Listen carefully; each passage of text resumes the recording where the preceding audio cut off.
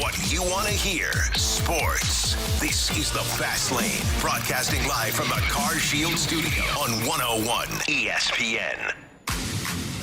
Shen now on for the Blues, joining Coach Navich. Shen brings it in on Wallman. Shen shoots, he scores!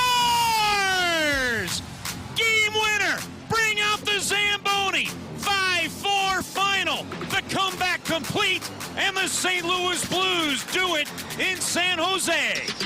Let's get nasty on a Friday. It's the Fast Lane on 101 ESPN. Carey Davis, Anthony Stalter, Jamie Rivers will be joining us at 3 o'clock on the road as the Blues get ready to take on the Vegas Golden Knights. And if tonight's game is anything like the previous ones, I think, guys, the blueprint is simple. You fall behind, you rally, you take the souls of your opponents. Anthony? That's Blues hockey in 2024, baby. Well, it has been. I don't know how sustainable that game plan is. They're 2-0 with that game plan. Anthony, they are. But getting down multiple goals in each game, probably not the best way to go about your business. Well, for the long run. Hey, they've erased 2-goal leads. They've erased now 3-goal leads. They have. Tonight, you fall behind by 4. You rally back. 5-4 winner. That doesn't feel like a recipe for me. That doesn't feel like the thing you should try to do. Why can't you get on board with this, guys? I don't think that you should do that. The Blues won last night. They did. You guys are acting like they lost. Listen. Oh, I can get on board with it. Thank you, Brett. You were by yourself, sir. Okay. Nah, I'm not doing that.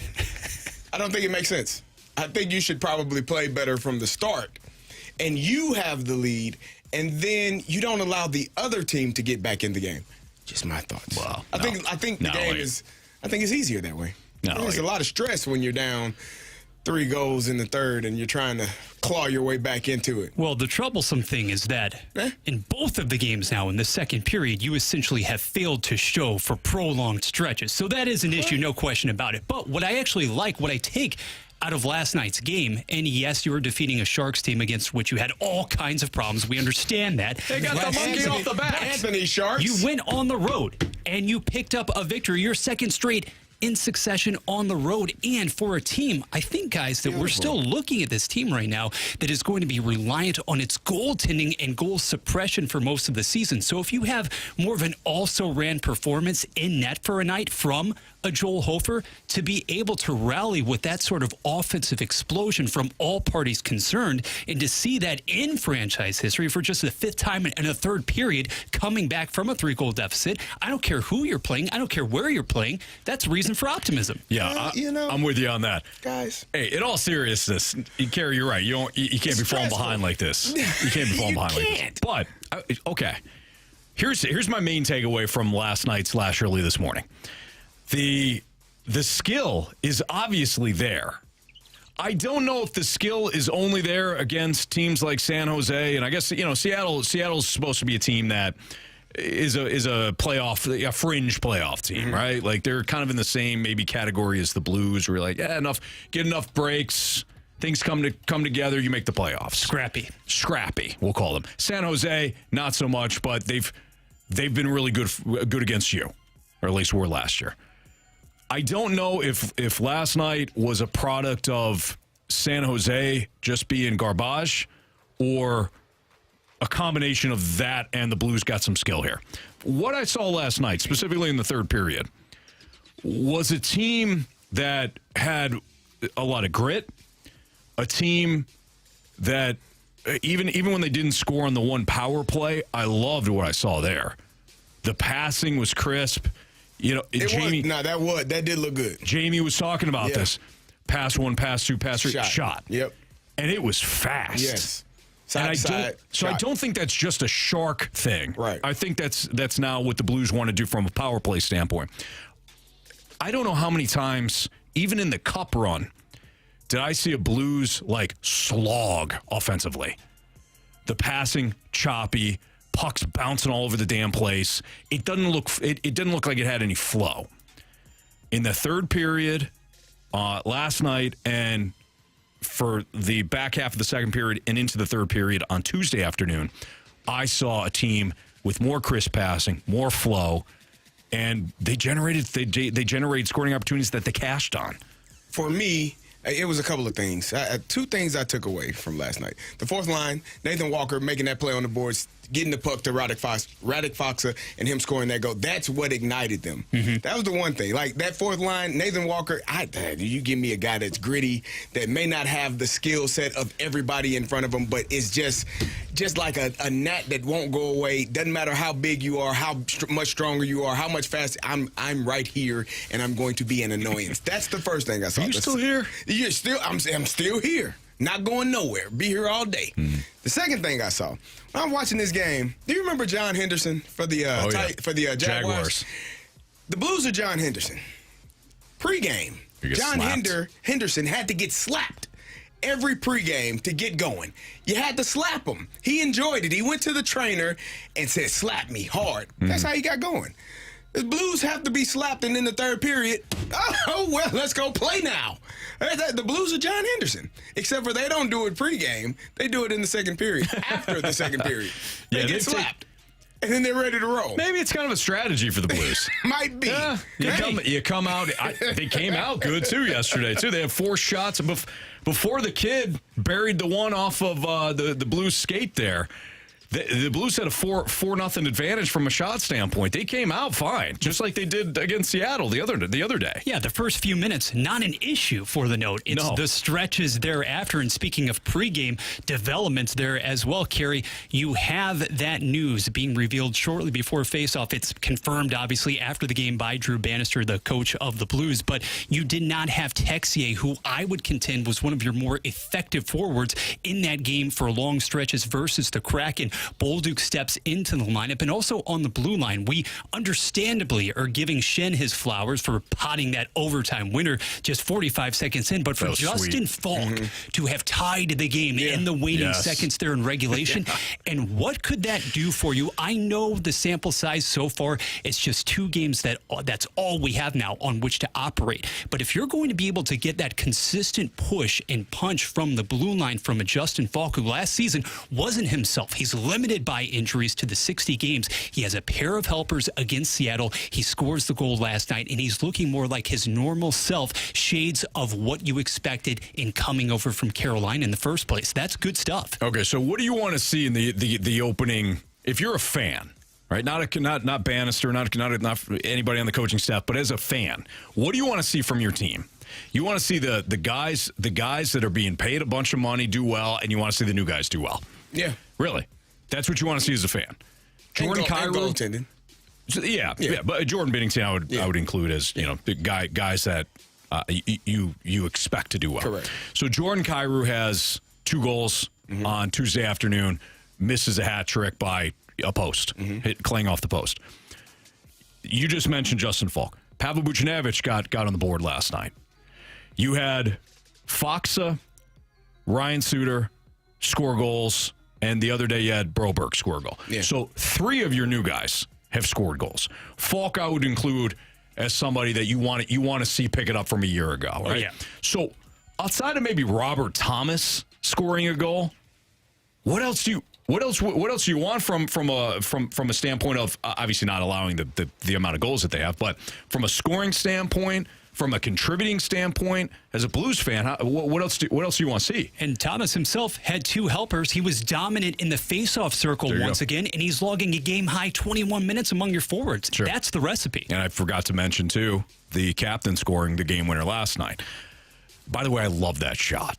I love when he gets wide and he has the puck wide, and then in order to change the angle. We've seen this out of Braden Schenn so much. I don't know if it's a signature or it's just what you do when you're in that slot area. But when he comes wide with the puck and then brings it in just a little bit to change the angle, like he did last night on that goal, I think that's one of the sweetest moves from any Blues player. There was an angle from the Blues bench where when they got that 2-on-1, you could see the bench start. They were standing up before. They were like, "Yep, that's it. It's over." And it was really cool to see it. To be able to finish in the manner in which they did. That's awesome. Yeah. Right. As a coach, you always love to be able to correct things after a win. it's a little bit easier to stomach. It doesn't feel good when you're watching it because you know, hey, fellas, I just got to tell you, it ain't sustainable. Yeah. This is not a game plan that we want to live and die by because we're probably going to die more than we're going to live. Yeah. But it makes it easier to fix things after a win and to come back, like you said, to be down 3 goals and to be able to claw your way back into it. Again, it started with that fourth line, Nathan Walker on the boards, just being a gnat, being an irritant, and getting the puck out of there. That's the things when you're watching the film, you say, guys, if we do this, this is how we win games. Let's do this constantly. Let's not have to do this when we're down by 2 or 3 goals and we feel a sense of urgency or a sense of panic. Let's do this from start to finish, and let's see how it goes. Yep. Because if you do that for an entire game, I can almost guarantee you that the outcome is going to be the outcome will be the same with the win, but the process, the journey through the entire game will be a lot different. That's Carey Davis. I'm Anthony Stalter. At 3 o'clock, we'll be joined by our guy Jamie Rivers from the road as the Blues get ready to take on the Golden Knights tonight. Pre-game starts at 8 o'clock. We'll have the puck drop for you at 9 o'clock, but Jamie will be with us for 2 hours in the middle of the show, so we'll have plenty of hockey talk coming up starting at 3 o'clock. Let's get into the Thursday night football game. There was one of my biggest takeaways, CD, was one that's not going to be necessarily earth-shattering, but I don't know what you do about it if you're the Seahawks. I'll explain next here on 101 ESPN. This is Scott Prunovich, and it's game day on your home of the Blues, 101 ESPN. Blues Game Day is presented by Buffalo Wild Wings, the ultimate arena for wings and wins.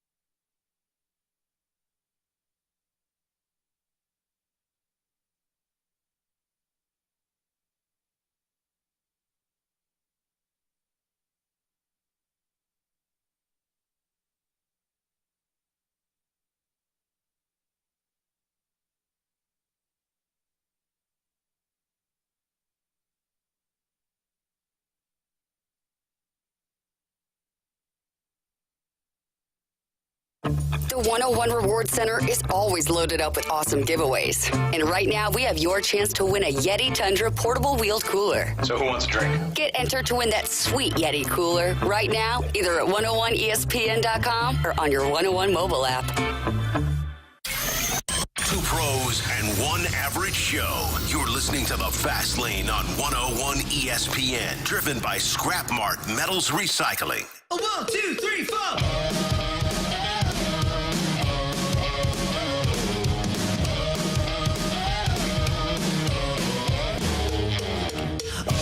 So the Blues get it done last night, and so did the San Francisco 49ers. They knocked off the Seattle Seahawks on Thursday night, 36-24. And I don't know whether to say, guys, that the final score was indicative of how the game went, or if it was more, like, hey, listen, the 49ers were pretty much in control, but there were times where you felt like Seattle could get back into it, especially based on the fact that San Francisco had blown the game against the Rams. They had blown the game against Arizona last week, and there was at one point where Seattle cut it down to 6. But I never felt like the 49ers were lacking control in that game. Mm-hmm.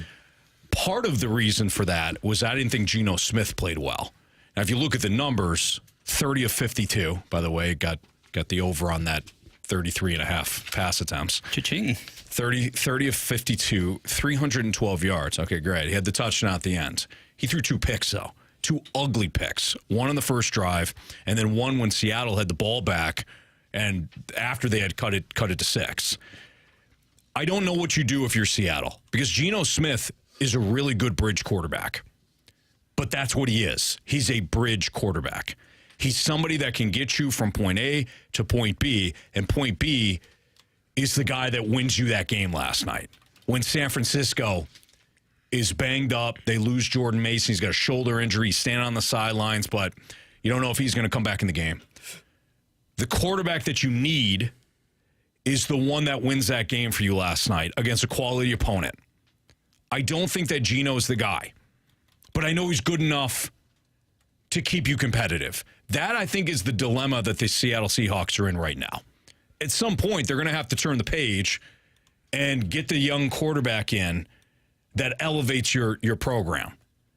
But you're not going to get that guy if Geno Smith has you constantly in that 8-win range. That's, I think, the dilemma that Seattle has. I was watching the game last night. I didn't think they played poor. There were some instances in that game where you could literally see Geno, and they cut to it one time. He's like, what the fast lane are y'all doing? He's talking to his receivers. Because there were times, I talked to you about it earlier, they scored a touchdown to DK Metcalf, took the top off the coverage. They sent Kenneth Walker in motion. He doesn't stop for no reason other than he just felt like to keep moving. Yep. He didn't stop. You're not playing CFL ball here. Tyler Lockett should have been set already, but Kenneth Walker, there was no reason to keep going. He could have just sat there and stopped, which would have been, everything would have been legal, play is good, and that puts the Seattle Seahawks back into that game. I don't know if I learned more about the Seahawks or I learned more about the 49ers. The 49ers were able to figure some things out. As you said, Jordan Mason went out with a shoulder AC joint, and they brought in a guy, Isaac Guerendo. Mm-hmm. Yeah, just calmly had 100 yards until he failed to get 1 yard on that extra play that he put him under 99. I'd have been so upset. I would have been pissed. He had the touchdown. I don't know if he kind of got tripped up or if he slid. He slid. Which is, to it's me, a smart thing. Dude, you got football IQ. Yeah. You got a high football IQ if you're doing that. And it's that kid had a wide, that was it. It's unselfish. It is. But they end up scoring anyways, I think, with Kyle Juszczyk. So you might as well just go ahead and score yourself. The kid wanted Juszczyk to give the ball to his wife there, who was right there. He should have scored. I don't know if I learned more about Seattle. Seattle has been strange. Like, we thought that they were really good to start off the season. Like, oh, man, this team they're playing well. And then, I didn't, though. Did you? But they weren't that impressive. Okay, maybe not to start the season, but when they went to Detroit, you were like, okay, they might have something. Yeah. Even in a loss, you're like, they might be okay. And then they go and they lose to the Giants, and you're like, that's terrible. Yeah. And then they go and lose to the 49ers last night. I don't think Seattle is as bad or as good as we thought they were. Well, they lost to the Panthers, too. No, they beat the Panthers. They didn't play the Panthers. Wasn't that Andy Dalton's first win? Oh, no, that was the Raiders. That was the Raiders. Yeah, my bad. Sorry. G-Men on Sunday. That's right. But I thought it was the Giants and the Panthers, but it was, they lost the Giants. It was the Raiders coming off the win against the Ravens. Yeah. Okay. My bad. So it's to figure out who they are is interesting. Brock Purdy played really well last night. They got some things going. If they can stay healthy, they continue to get bit by the injury bug for whatever reason. But if they can figure out some things to stay healthy, they'll be okay. Carey, I don't know if we learned that much about the 49ers as opposed to really just being reminded of certain aspects. Number one, Deebo Samuel is still that dude. Because with the exception of the Minnesota game, think about his output so far this season. And yes, he too has once again weathered some of those nagging injuries. But he was that premium playmaker and difference maker last night. And also, we talked about it yesterday a bit on the show, the 49ers this season versus last year, just how much worse this team has been in red zone situations. So when tasked with that, when confronted with that reality again, what do? You look for one George Kittle. Bingo. 2 touchdowns in the red zone alone. All of a sudden, you look at the numbers, and I'm adamant about this. I've talked about it with BK actually quite a bit. He's given me some good-natured ribbing. But outside of a Travis Kelce, maybe, when you're talking about a tight end executing in all facets, I don't think I'd take anybody else other than George Kittle. And look down. Now he has 5 touchdown receptions. He's tied for first in the NFL, and he is getting them through these patches along with Samuel. Ayuk still getting up to speed. And you look down, and Isaac Guerrero, for crying out loud. They traded up for this guy, though, as a 4th-round pick. They really did. So there's something about this organization identifying running backs who can fit in that scheme. Here's another one. Yeah, Kyle Shanahan knows what he's doing from a run standpoint. We tend to think of Kyle Shanahan's offense as this pass-happy offense. Mm-hmm. It's totally predicated on that outside zone. All of it. You played in it in Washington, Carey. That run was a thing of beauty. The 70-yard run that Guerrero had, it was a thing of beauty because the hole was about this big. I mean, it wasn't 2 feet wide. It was enough to get your shoulder pads through and to go, and that's the scheme. Mm-hmm. Like, you stretch it as far as you can to get outside, you stick your foot in the ground, and you get north. Yes. And if I don't hear anything else in my life, Alex Gibbs over and over, get your one cut and go. Like, you hear it over and over and over again. Rest in peace. Rest in peace. The creator of, he was the one that did it with the Broncos and Terrell Davis. That's why the Broncos had any running back you could name, and they were able to have success. Tatum Bell, like, just throw a random. Orlandis Gary. Throw a random name, and they were able to have success. Yeah. Stick one foot in the ground and get north. Stretch it, cut, and go. And that's what you saw last night. And that's the 49ers. They will do all of that off of everything comes off of the run, which now I can boot. You can be afraid. You're worried about who's getting the ball and where it's going. They have figured some things out. They just have to be healthy. The Seahawks, I'm not ready to put them away just yet. Well, they're not healthy either. Their defense, we talked about this. Yep. We talked about it yesterday when we previewed this game, guys. We talked about the fact that Seattle's still incredibly banged up in their front seven. They gave up 36 points last night. Should have given up more because the punt, they had the muffed punt that Seattle retained because apparently the NFL doesn't have the feed of. That's weird. Of what is it, Prime Video? Or that's really weird. Yeah. You're a multi-billion-dollar league. You got the game on that channel if you don't have all the views. Is Al hiding it? What's going on? I don't know. What are we doing? Did Al have the under? And I don't know. But Seattle's banged up. I don't think Seattle is good enough to win these types of games. I think they're good enough to hang around as a wild card. I will say this, though. You mentioned DK Metcalf and you mentioned, like, Geno Smith. We often say that quarterbacks tend to play like backyard football style. Like Johnny Manziel played backyard football style. Caleb Williams for the first couple of weeks looked like he was, and really at USC too. He's a backyard football. Russell Wilson. Russell Wilson. Extends plays and finds passes. Run around. Yep. Wide receivers eventually come back to you. It looks like DK Metcalf is playing backyard football to me. His routes don't look crisp. It looks like he's just kind of doing his own thing out there, as if he's playing in the air raid. Wide receivers in the air raid, you kind of have some structure, but once you reach a certain point, you kind of just get open. Yeah. It looks like DK Metcalf is doing that tonight. Has he ever been the most polished route runner, though? Because we hear so much about the freak athleticism. Where does he rank in that regard to you, Carey? He's not I don't think he's a polished route runner. I think he has something that nobody else has. He's size and speed. Size and speed. Like, if you got that, you generally... And 2 nose rings. And 2 nose rings. You might not be, the guy that makes the sudden cuts or gets in and out of breaks as well, but you don't have to because you're much bigger and faster. So your separation comes when you do get out of the cut, you're able to separate, or when you're able to run right past people, you're able to do that. I don't know if it's backyard football because, like I said, the touchdown that he scored, I know Marshy went, I think, 6.5 over for his catches. He had 7 catches, but they called 2 of them back. So he ended up with 5, I believe. Well, he got it then because it's 4.5. No. Was it 4.5 for him? Okay, well, then he did. Well, maybe it was 5 catches he had and he only got 3. Either way. Let's see. I think he just missed it. He went down to 3. Oh, he went 3. Yeah, he had 5 So DK had 3 catches for 48 He had 2 yards. catches the called over back. was 4.5. He had 2 catches called back. One for the it was a holding that they called, and then the touchdown that got called back. I think he's playing within the system. I don't think he's going rogue. Yeah. I think sometimes what you see, if he's back there trying to get open, that's because the play has been extended and it's not, the timing is off from the quarterback. Normally it's 1, 2, 3, hitch, throw, 5-step drop, hitch, throw, whatever the case is. Mm-hmm. And the receiver knows when I get to this point, the ball should be on me. If it's not, when I look back there, he's probably in the pocket. It's scramble rules. So Sure. I don't know if it's backyard ball. I think he's just doing his best to extend plays as best as he can. And they had a lot of near misses last night, but with the late scratch too of Ward, weren't you a little surprised that they couldn't abuse the San Francisco secondary a bit better?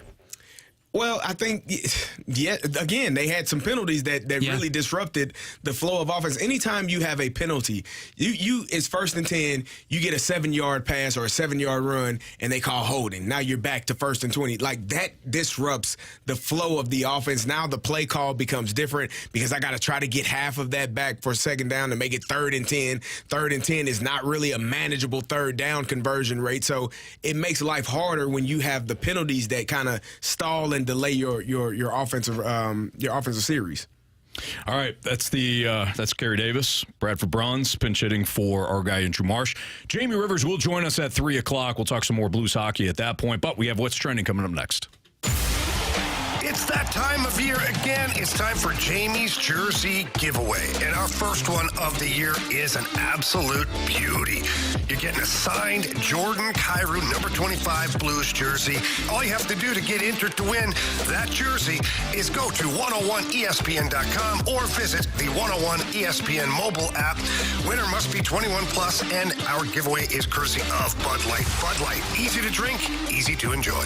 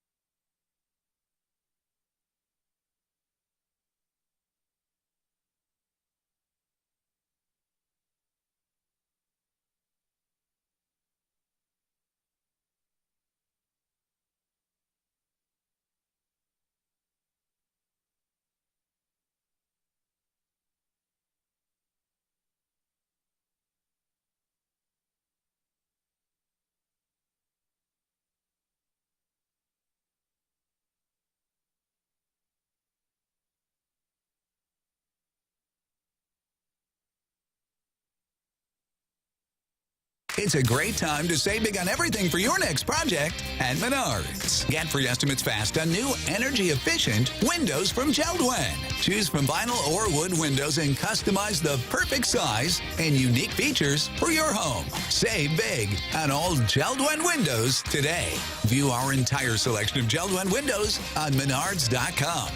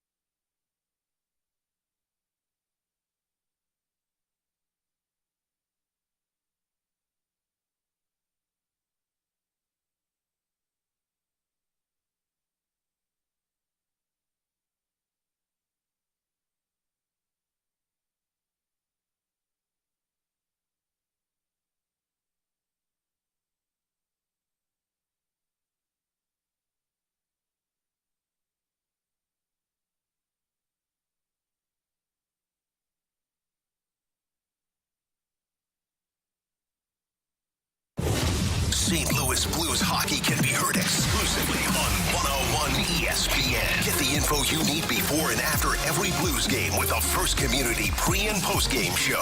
First Community Credit Union, calling St. Louis home for 90 years and powered by Scott Lee Heating Company. 101 ESPN Sports Center. Blues bite back against Sharks. I'm Bradford Bruns with your SportsCenter update, driven by Johnny Londoff Chevrolet and Johnny Londoff Autoplex. Last night in San Jose, St. Louis rallied from a 3-goal deficit, stunning the host squad 5-4. Captain Braden Shen potted that game winner OT style as STL improved to 2-0 entering this evening's battle versus Vegas. Puck drop on 101 ESPN happens at 9. Tomorrow, college pigskin local front. Number 21 Mizzou visits UMass. Illinois tackles Purdue, Ohio State, Oregon, plus Texas, Oklahoma, meanwhile, will provide ample national punch. This SportsCenter update was driven by Johnny Londoff Chevrolet and Johnny Londoff Autoplex. See them at londoff.com. Chevy, together we drive. Are you kidding me? Don't pull over. You're in the fast lane. Broadcasting live from the Car Shield studio on 101 ESPN. It's time to find out what's going on in the sports world with What's Trending Now. Brought to you by Goodwill. Donate a car and get tickets to the St. Louis Cardinals.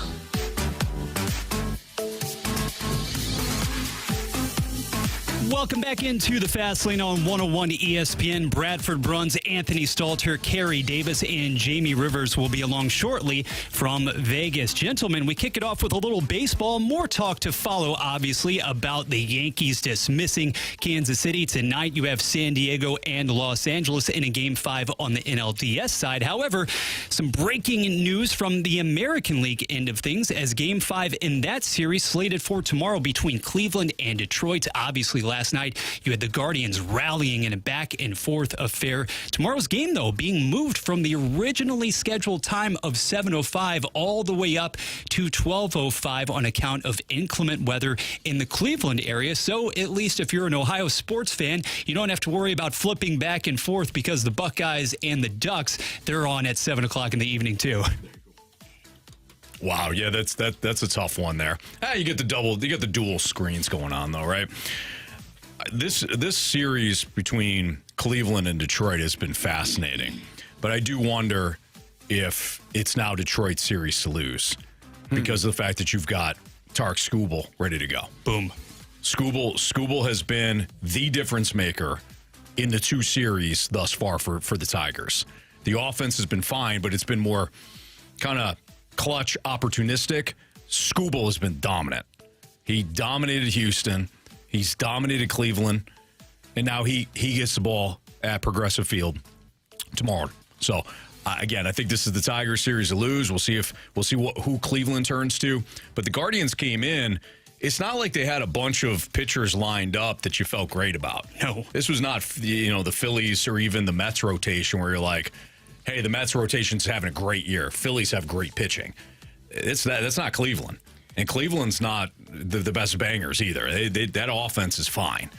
But I think we're going to get a Tigers-Yankees ALCS. So is it really a conflict of interest if you're in Ohio for playoff baseball or Ohio State? Well, is it? Is it? Probably not.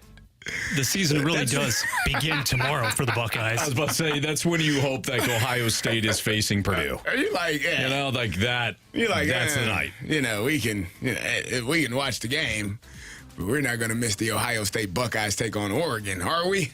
No, probably not. But you just go dual screens. You don't have to choose. You might not have two TVs. What if you this only isn't got one 1990. TV? What if Throw you the only one game got, on the phone? What if you don't have a cell phone? You just got a landline. It's 1980. So I'm assuming that you're a little bit older. Yeah. All right, well, head over to somebody's house. What if you're in Shady Acres? Yeah, there you go. Okay, guys, I can't come up with every like you're throwing every scenario at me. What if you're blind? You probably are listening to the game on 101 ESPN. There you go. Yeah. I don't know if it's on ESPN here, but either way. We do have the Ohio State game. There you go. Perfect. Ohio State, Oregon. We also have South Carolina and Alabama. Mm-hmm. Nice work, Carey. Yeah, good synergy there. Way to go, Carey. No problem. Yeah. More on that Big Ten matchup later on between the Ducks and Buckeyes. It still feels weird to say, right? Both of them meeting for the first time in the Big Ten. Anyway, let's swing it to the professional ranks as the Colts, as the injury world turns for Indianapolis. Three of the primary, arguably the biggest offensive contributors on that side of the ball for Indy. Differing statuses entering this weekend's matchup. Right now, Jonathan Taylor has been ruled out officially with his ankle injury. Anthony Richardson trying to make his way back from the oblique issue, and Michael Pittman a couple of days ago was essentially rendered out for several weeks due to his back problems, but he's going to attempt to give it a go after all this weekend. Without Taylor, guys, and the ground game, just because of the inefficiency and the lack of quality throws made by Richardson, I don't know how the Colts are able to hold their heads above water with this many injuries. Oh, man, they play the Titans. Well, still. That's my angle on this. That would be if you're the Titans, you don't have any excuses. Yeah. You're facing the Colts just because they're wearing the uniforms, but you're not. You're getting a completely depleted club. Plus, Gus Bradley runs the most basic defense. He goes cover 3. It's Pete Carroll's defense. It's similar to what he did with the Legion of Boom. Exactly, 10 years ago. Boom or boom? Boom. Boom. Yeah. 10, 15 years ago. He's running the same defense. Yeah. Dan Quinn finally scrapped it after he got it away from Atlanta. Yeah. He went to Dallas, and he's like, you know what? I can't keep running cover 3 every play. Gus Bradley's like, to hell with that. I won a Super Bowl once. It's going to work again. So if you're Will Levis and you have a bad game, to me, you're done. Really? That's it. Where are you going? Anywhere else but Will Levis. Who is their backup? Is it Mason Rudolph? I think it's Mason Rudolph. I'm going to Rudolph. Are you? I don't want to. Are you? But I got 2 crap options. I got 2 fast lane options in front of me here. One of them is a first-round draft pick. No, he was second, Levis, I think. Was he second round? I think he was a second-round pick. Oh, Mason? Ooh. No, Mason. Will Levis. Okay, yes. Will Levis was a second-round pick. Well, either way. He stinks. This is it. Hey. Basic-ass offense, or defense, I mean. Banged up. Your defense should play well. If no Richardson. I know Flacco can play, but Pittman, no Jonathan Taylor. Like, what's your excuse if you're Tennessee? You're at home. You shouldn't have one. Thank you. How's DeAndre Hopkins feeling about making that move? How about Calvin Ridley? Or Calvin? Like, I know you got paid, so I think he's okay. He missed an entire season. True. He got paid. I think he's okay. Yeah. He'll be okay. Calvin, yeah. I'm not a big Calvin Ridley fan. Why not? I think he's a turd. Really? Yeah. Even when he played for your guys? He was great. And then the owner, Arthur Blank, backed him, even during the gambling thing. And Blank said, hey, listen, no problem. We're there for you, whatever. Turns out he took a leave of absence from the team because he was questioning whether or not he wanted to play. He was banged up. He's like, I can't. And the Falcons supported him. They're like, no problem. Take as much time as you need. Well, it turns out he's gambling. So he's suspended for an entire year and then winds up wanting to be traded. Okay. See ya. But he got paid. He did. But he deserves to have Will Levis throwing football now. throw footballs.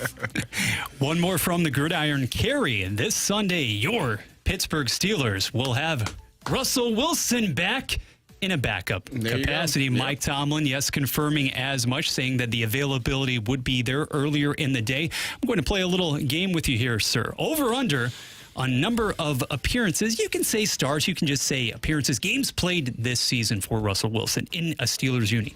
I'm setting it at 1.5. Oh, I would go over. Really? Yeah. He's going to get an opportunity. Whether it's due to injury, you said appearances, so that could be, Justin Fields gets tackled hard and has to miss a play, then it could be having 2 times in 2 different games.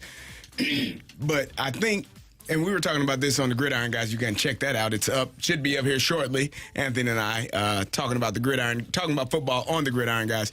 I think the Steelers are going to have to make a decision at some point. If Justin Fields is unable to throw passes on time, on target, you're probably going to have to go in a different direction. The crazy thing is when Kyle Allen came in for that 1 or 2 plays last week, threw a good pass, it was on time, it was on target. And I think people were like, oh, hey, that's a good thing to have. So if Russell is healthy and Justin Fields does not have the ability to put the ball in the right place at the right time, I think you're going to see Russell sooner rather than later. Another impending return to, what does Jalen Warren, his availability being back at the disposal, do for the ground game to complement Harris? I think it helps a lot because they're two. Najee Harris, for his size, doesn't run as hard as Warren does. Warren runs extremely hard. He blocks hard. He plays the game really hard. So they complement each other really well. I think it'll help having him back in the fold. But for me, Pittsburgh got to figure out a way to get George Pickens the ball, Pat Freiermuth. Like, you got to get your guys the football in the passing game in order to be successful. And I don't think they're doing it well enough just yet. That's Carey Davis. It's Bradford Bronze. I'm Anthony Stalter. In 20 minutes or so, Jamie Rivers will join us from the road in Vegas, and we'll go back to that exciting Blues victory last night, that come-from-behind victory against the San Jose Sharks. We'll break it down, get Jamie's viewpoint of it. But let's get into the Week 7 college football matchups. We mentioned Oregon, Ohio State. That one's going to be fascinating. But what other top 25 matchups could wind up causing some strife this week, or at least some drama? We'll get into it next on 101 ESPN. College football is back on ESPN. Tomorrow, Game 1, South Carolina and Alabama. Game 2, Ohio State and Oregon. Coverage starts at 10:30 a.m. The NCAA plays on 101 ESPN.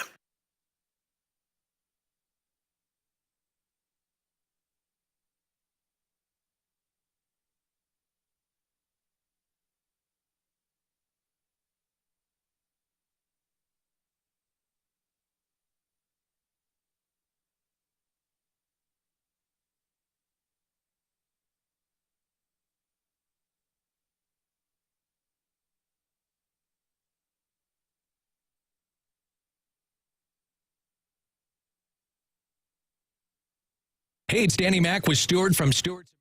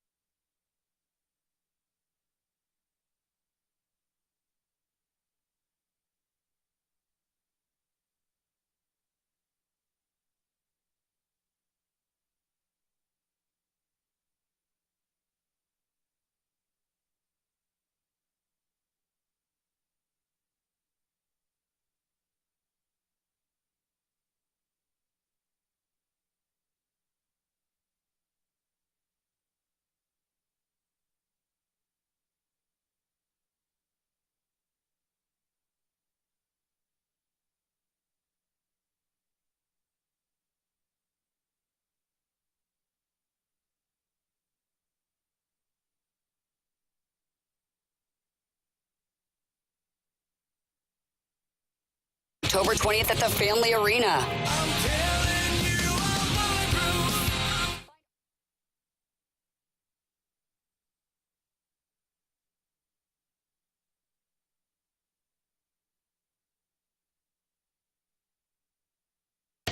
Strap yourself in. You're in the fast lane, driven by Scrap Mart Metals Recycling on 101 ESPN. Every week now in college football, you've got these matchups that are just flat fantastic. You've got the expanded playoff. I know a lot of people, they debated whether or not the regular season would have less importance or less merit if you expanded the playoffs. I hope those people look at the situation and say, yeah, I was wrong. Because this is only added intrigue. It is only added drama to the regular season. You got teams losing left and right now, and you have a situation where on any given Saturday, a team could basically lose a playoff spot. Essentially be eliminated. Indeed. I mean, you got Texas, Oklahoma. That's a good game, top 25 matchup. Yep. You got Penn State going to USC, and they're only favored by 3.5 points, Penn State is. And Penn State is the number 4 team in the country. Yeah. Like, that's an interesting matchup from why are they only 3.5 points? Why is it only 3.5 point spread? You got the game of the week, I believe, is the Ohio State-Oregon game at Oregon. Oregon 5-0 had a tough game, had a tough start to the season. They had a challenge against Idaho. They had a challenge against Boise State, who we found out is pretty damn good because they got probably the Heisman Trophy winner on their team. He's an alien. He's unbelievable. There's a meme of Ashton Genty, how he stands in the backfield, and it's like Michael Myers standing. That's it. It's so accurate. It is. If you're the other team, you're like, no. We are blanked. Oh, he's coming this way. Who put Boise State on this on our team? It's on our schedule. You got Ole Miss at LSU. Like, you got some really good matchups. And again, to your point, when they came out with this 12-team playoff, I think people were saying, oh, it's not going to matter. People aren't going to play. No. Every single week, because you're trying to win your conference to get that first round bye. Like, you have to play for something. You don't want to have to play an extra game. It's football. You want to take as many games off as possible. Right. And if you can get one extra day, one extra week of not playing a game where everyone else is, that puts you in an advantage, and you get to prepare an extra week. So it has been phenomenal. You have seen some great games. You saw Vandy beat up on Alabama last week, beating them at home. You saw Mizzou taking a lump against the head versus Texas A&M. They got lumped. They got lumped up against Texas A&M. No, they did. You don't think so? Mizzou scored last. Yeah, because their coach decided to make it interesting for some people. I don't know who, and I don't know why. I don't know why you wouldn't try to score a touchdown there, but that's neither here nor there. We'll see what they do against UMass. Arkansas beating Tennessee. Arkansas beating Tennessee. Like, you've seen some really good games, and I think I feel like we're in a place where football, there's more parity. Like, 10 years running, Alabama was clear and above most teams, and then Georgia said, "I hold my beer. We're gonna enter this ballroom and have a dance." And then Georgia became, but it was really 2 to 3 teams. Ohio State, but they were unable to finish most times. Now it feels like anybody, any week can be beaten, and that to me makes football fun. Yeah. What strikes you as the most intriguing storyline to follow in OSU versus Oregon? Because it's pretty easy to say, look at the quarterback matchup there as Will Howard really tries to get it revved up. He has Jeremiah Smith at his disposal, for crying out loud. And yet Dylan Gabriel, for the lofty completion percentage at almost 80%, 2 red zone interceptions a week ago. In whom do you have more confidence right now? Here's what I... This is for Ohio State, this is the Michigan game. Because Michigan's not good. Goodbye. They're not Michigan good. Michigan is the Michigan game. Like, for Ohio State. It doesn't matter. Michigan's got no quarterback. They got no wide receivers. I can tell you it doesn't matter. This is the Michigan game. And what I mean by that is importance. This is like Ryan Day has not risen to the challenge in these type of matchups. You get him against Wisconsin, and you get him against Purdue and Michigan State. Homeboy's fine. Mm-hmm. You get him against Michigan in Ann Arbor or at home, with everything on the line, Ryan Day has shrunk. This is in Eugene at night. I don't care how Oregon has played. They've been fine. This is for all the marbles. And I trust you throw out like the quarterback matchup. I trust Dan Lanning more than I trust Ryan Day. Sure. So that is where I'm going with it. Outside of the fact, I don't know if these teams are any good. I know what the metrics say. Ohio State's got a top 5 offense and a top 5 defense. Fantastic. They've beaten Akron, Western Michigan, Marshall, Michigan State, and Iowa. Oregon on the other side. Oregon, we thought at one point, at least coming into the year, they're going to be a wagon. They beat Idaho, nearly lost to Boise State. Nearly lost to Idaho as well. Nearly lost to Idaho. Oregon State, they blew out. And UCLA, it wasn't really a game, but it also should have been probably more of a blowout. Mm-hmm. And they beat Michigan State last week. I don't know. Neither of these teams have been tested. So I think this could go either way. Quite frankly, I kind of expect Oregon to win this. I think Ohio State hasn't been tested, but I think that they are the better team. I think Oregon was definitely tested against Boise State. And maybe you can say Idaho, that game, they won 24-14. That game was much closer than a 10-point game. That game went down to the fourth quarter. Idaho had a chance. They were unable to get anything going. The Boise State game, they probably should have lost that game. Dylan Gabriel fumbled in a critical time where it was 37-37, I believe, late in the fourth quarter, put the ball on the ground. Defense came out and made a stop. That game, to me, was probably their biggest challenge.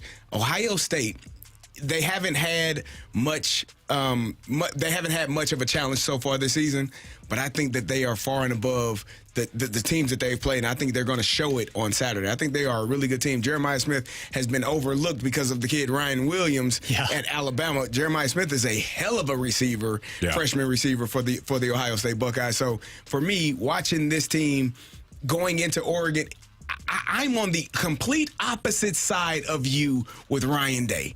What? You will have a hard time getting me to believe that Ryan Day is not a good coach.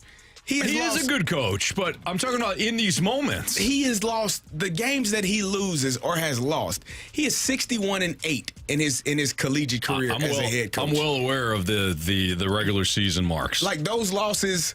One of them was to Mizzou in the bowl game, which I know Mizzou fans, way to go. He was they had nobody there.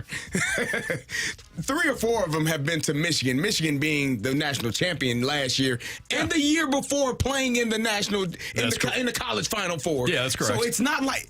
When we talk about Ryan Day, we talk like he is a terrible head coach that cannot win football games. That is. You are, and I appreciate it because I use hyperbole too, but you are being hyperbolic with this. Nobody said Ryan Day isn't a good coach. What I'm saying is you get him in these moments, he shrinks. And the evidence is there. You just said it. The expectation is national title or bust in Columbus. Thank you. Right? It is. What, you want me to give him credit for beating Purdue? I'm not going to do it. Iowa? Come on, I'm not going to do it. Nah. Iowa can't score. Thank you. He's lost to Oregon 2 years ago. He lost to Michigan 2 years. Like, Michigan at three or 4 of those losses. Of the 8, mind you, have been to Michigan. 1 to Oregon, 1 to Mizzou, where he had half of his dang on team playing. That game. I'll give you that. 61-7. Okay. And the 7 games are two other elite teams. Yeah. I'm struggling to find how why we're different on this. You know why we're different? Because Ohio State is going to do the dumbest thing at some point and fire Ryan Day, and he's going to go elsewhere and continue to win and probably win a national championship. And Ohio State is still not going to be able to get a better record or better teams than what they have now, which is nonsense to me. You telling me a guy that loses 1 to 2 games a year is not good? I'm not saying that That's at all. what you just said. No, I'm saying. Heard you say it. Well, then you're. I'm only responsible for what I say, Carey, not for what you hear. But will the next guy have a superior record versus Michigan? And that's really all that matters. Yeah. Thank you. That don't make it right. Carey. But it's true. Jim Harbaugh was losing to to Ohio State for a while, was he not? Yeah. And then he didn't. Why? Because Ryan Day showed up. Because they didn't fire him and they let him get it together. Ryan Day showed up. Oh, goodness gracious, man. Carey, I said it already. I put my huevos rancheros out there on the table. I said Oregon wins. You keep your huevos rancheros off the table. I'm backing Dan Lanning and Oregon because I think Ryan Day shrinks in these moments. I disagree. You got Ohio State? Yeah. All right. I do. And I have reason to cheer for Oregon, but I think Ohio State is the better team.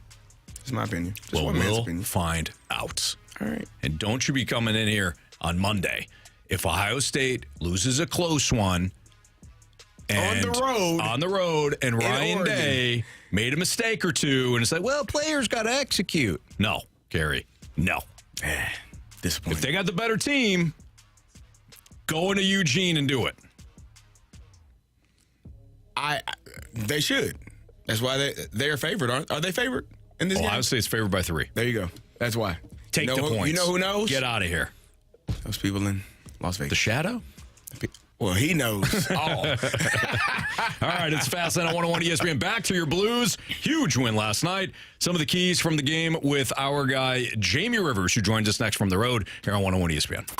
Catch the opening drive this Tuesday morning from 7 to 10 at the new Rawlings Experience at Westport Plaza. Rawlings, the #1 baseball brand worldwide, will be revealing this year's Gold Glove Award finalists at this exclusive event. The opening drive live this Tuesday morning from the Rawlings Experience at Westport Plaza for the Gold Glove Award finalists announcement. Get more details now at 101ESPN.com.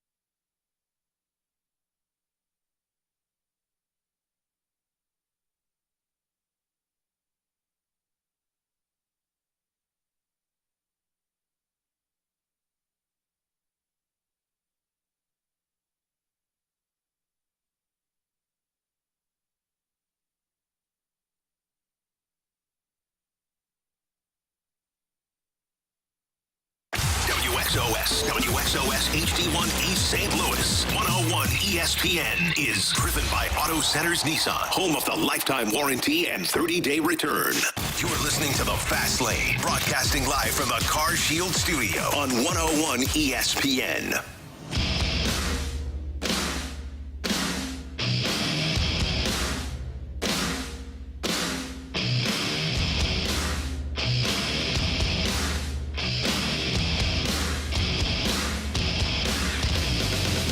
You know, you have to give the guys credit. They showed a lot of resiliency tonight as a group. We did that, obviously. We showed it in Seattle, but tonight was a big test for us. You know, you go down 4-1 in a game against a team they're playing well. It's their home opener. They're playing with a lot of energy. We were on our heels a bit in the second period.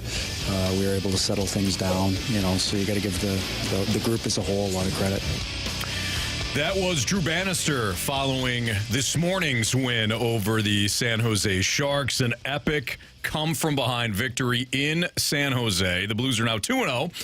And joining us via his hotel from Las Vegas as the Blues take on the Golden Knights tonight is our guy, Jamie Rivers. Now, Jamie, I had said to Carey and to Bradford when we opened the show today that the Blues' blueprint for success has already been laid out. You fall behind. You make sure that other team they have overconfidence, and then you really take them behind the woodshed. And Carey said that's not sustainable. I thought about just letting Carey go home for the rest of the day to think about it. It's Friday. I was okay with that, though. I realized that we still needed him, and told him to stay. But listen, Jamie, is that not a blueprint for success? Falling behind by 2, 3, maybe even 4 goals, coming right back. Yeah, well, it's been the recipe so far, Good. right? Yep. I mean, Jamie, no. Thanks, Jamie. Don't feed into this with him. I'm sorry, Carey. I'm sorry. No, it's the way these games have gone. Certainly not to script. You don't really want to fall behind in any of these games. But what was weird about last night's game is, like the first period, the Blues outshot the Sharks like 22-10. Yeah. In the first period, had hit a dominant. post. It was the most dominant period of hockey I've seen in a really long time. Yeah. And then, just stuff happens. Celebrini spins around, blindly throws one straight across the ice. It goes off of Kessel's foot and into the net. Just how you draw it up for your first goal. Oh man, the kid said, I didn't even know it went in. I didn't know it was me. What do you remember about your first goal? Not much. Not much. I spun around like I was hit someone. I spun around like a drunk uncle on Thanksgiving and wound up, I don't know, puck went in the net. It's better be lucky than good. Yeah. You've got that goal, which was unfortunate. I don't know what you can do differently there. Now, the other goal that was kind of funky was their shorthanded goal. Now, mind you, Robert Thomas has to get that puck through there, and he has to make sure the puck gets in. You can't turn the puck over at the blue line. But the original save is made, and the rebound comes back to Gaudreau, and it goes off his stick, off his skate, back off of Hofer into the net. At that point, if you're the Blues, you're thinking to yourself, go fast on yourself. Well, and what kind of a night is this going to be? I've played those games where you're just like, all right, uncle. This is it's going to be one of those nights. And it just happened to be another night against your Sharks, which, isn't ideal. So when you put that all together, you got one great period, one period that you certainly would like back. Going into the third period down by 3 goals, you could tell the Blues were pushing. They were starting to find their game again in the third. And then on the call with Curbs, and I just said, if they score a goal every 5 minutes, they'll tie this game. And this was 15 minutes left in the game. And they pretty much scored a goal every 5 minutes from that point on. I mean, and it was quick too. It was at the start of the third period. It almost looked like you were watching, I don't want to say a different team every period, because as you noted, Jamie, the first period, I thought they played very well. I mean, they came out like a shotgun blast, man. First period, third period, the Blues were phenomenal. The second period, a little bit of a lull. I don't know if that's going to be hopefully that's not a trend moving forward. But I know to these guys too, that power play, I thought that power play was sick. I loved how they were snapping it. Maybe one too many passes, but that looked way different than what we've seen certainly last year with, unfortunately under Chief. I know that Bannister did a nice job kind of fixing some of the special teams issues, but I thought that power play was pretty damn sick. Yeah. So I liked you the disagree. puck control. You hated it. No, I didn't. I didn't hate it. I just... You already brought it up when you were talking. You said maybe one pass too many. No, it was absolutely one pass too many. Maybe 2 passes too many. It's just shoot the damn thing. I kind of like the tic-tac-toe sometimes. Yeah, it's fun to watch, but how do we do on the scoreboard? You got 0. 0. You came up empty. So I'd like to see Justin Falk just rip that shot. What he did to score to tie the game with the goalie pulled exactly what Justin Falk should be doing in the power play. Yeah. Find a shooting lane and shoot the puck. And Jordan Kyrou, I want to hug him sometimes like he's one of my children and be like, son, let's talk. You scored 2 goals in Seattle. Mm-hmm. You almost had 3 because you shot the puck. Yeah. Now in San Jose, apparently it was illegal for you to shoot the puck because every time you got it, you tried to pass to somebody else. Yes. Yeah. They had a 2-on-1 break, and he wanted to pass it back. What are you? You're right, Jamie. Like when you see players that you're brought here for this thing, and you don't want to do that thing, you're like, hey man, I don't want to tell you how to live your life, but shooting the puck is how you're getting paid here, brother. You should shoot that one, not try to pass it back for the perfect play. Shoot it and see what happens, because that's why you're here. Yeah, I agree. And, Pavel Buchnevich falls into that trap, too. That 1 2-on-1 they had where Buch ends up scoring, Kyrou has it, probably should have shot, tries to pass it to Buchnevich, who then tries to pass it back to Kyrou. Thank goodness it goes off their defenseman and in the net. At least somebody put it towards the net. But, yeah, so the power play, I thought their zone time was good. I thought the way they zipped it around was good. But at some point, the pucks have to go to the net. They just can't keep trying to pass it around the outside. Well, one of the things that they did well was they beat a team that owned them a year ago. And, we were talking to Curbs after you left, Jamie, and he had brought up the shot difference between the two teams a year ago. And the Blues were, you look at just the numbers, you're like, oh, the Blues swept the Sharks last year. It was the other way around. And the Sharks dominated them in 2 of those 3 games. The other one was in overtime. But Drew Bannister did speak after the game, and we're going to get this clip here in a second. We got it now. Drew Bannister did talk after the game about putting their record against the Sharks behind them. Yeah, and again, I don't want to go too much into last year, but again, it's just this is hockey games that we have to win. These are important 2 points. Whether it's if we don't come out with points, it's going to be disappointing. Even working ourselves back in there, if we were to lose in overtime, that's going to be disappointing. So it's a good step in the right direction for our group, just overall for this year to stick with what we do well and good things happen. So he mentions overtime, Jamie. I know that you have talked about this, and you're right. The overtime it has changed from what everybody expected it to be. The NHL expected it to be. Were you kind of frustrated watching the Blues hold the puck there for a little while? Overtime? Yeah. No, I thought it was great. I thought about you as I'm watching. I'm like, oh, this is what Jamie hates. But then Braden Shen, he buries it. And I love that. I love the way that he gets that puck out wide and then brings it in closer to the body. Just a little bit to change that shot angle. I feel like he has perfected that over his career. Yeah, he's got that little toe drag into the wrist shot. And, it changes the angle on the goaltender, and which is a great shot, obviously. But the key to that goal last night, and I just don't know if people appreciate Colton Parayko enough still. Colton Parayko was out there from the beginning of that overtime. Thomas and I think Kyrou got off the ice because Braden Shen was coming on. Parayko starts that play, and then as soon as Schenner gets by the first guy, Parayko realizes he can make it a 2-on-1.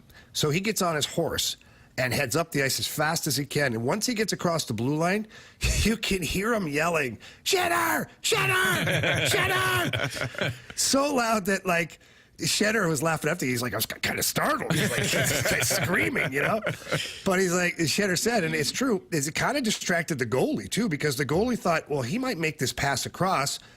I've got to get across and make the save. Well, then Schenner, kind of calls an audible there and then just rips it towards the net. It's a beautiful goal. Mm-hmm. So I loved everything about that. Yeah, that was certainly fun.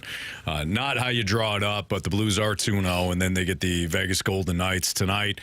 Vegas had the 8-4 win over the Avalanche in their opener, and now they host the Blues coming off the back-to-back. We'll at least see Jordan Binnington tonight. All right, that's Fastlane on 101 ESPN. Let's do our Week 6 NFL preview. Let's get into some conversations about the quarterbacks. Quarterbacks the most to prove. There's certainly one that's going to be tested on Sunday, and perhaps the best matchup of the week. We'll get into it next on 101 ESPN.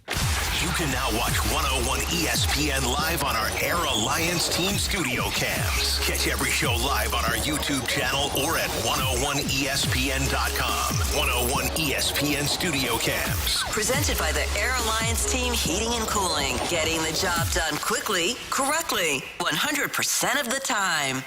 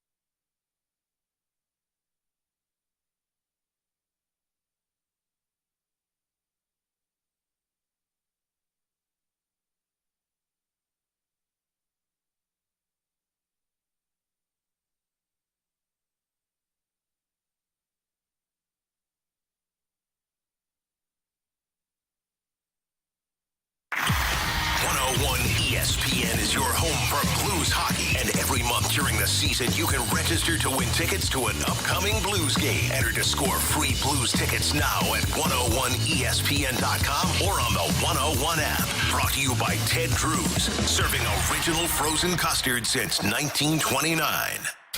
You're in the fast lane on 101 ESPN, driven by Scrap Mart Metals Recycling.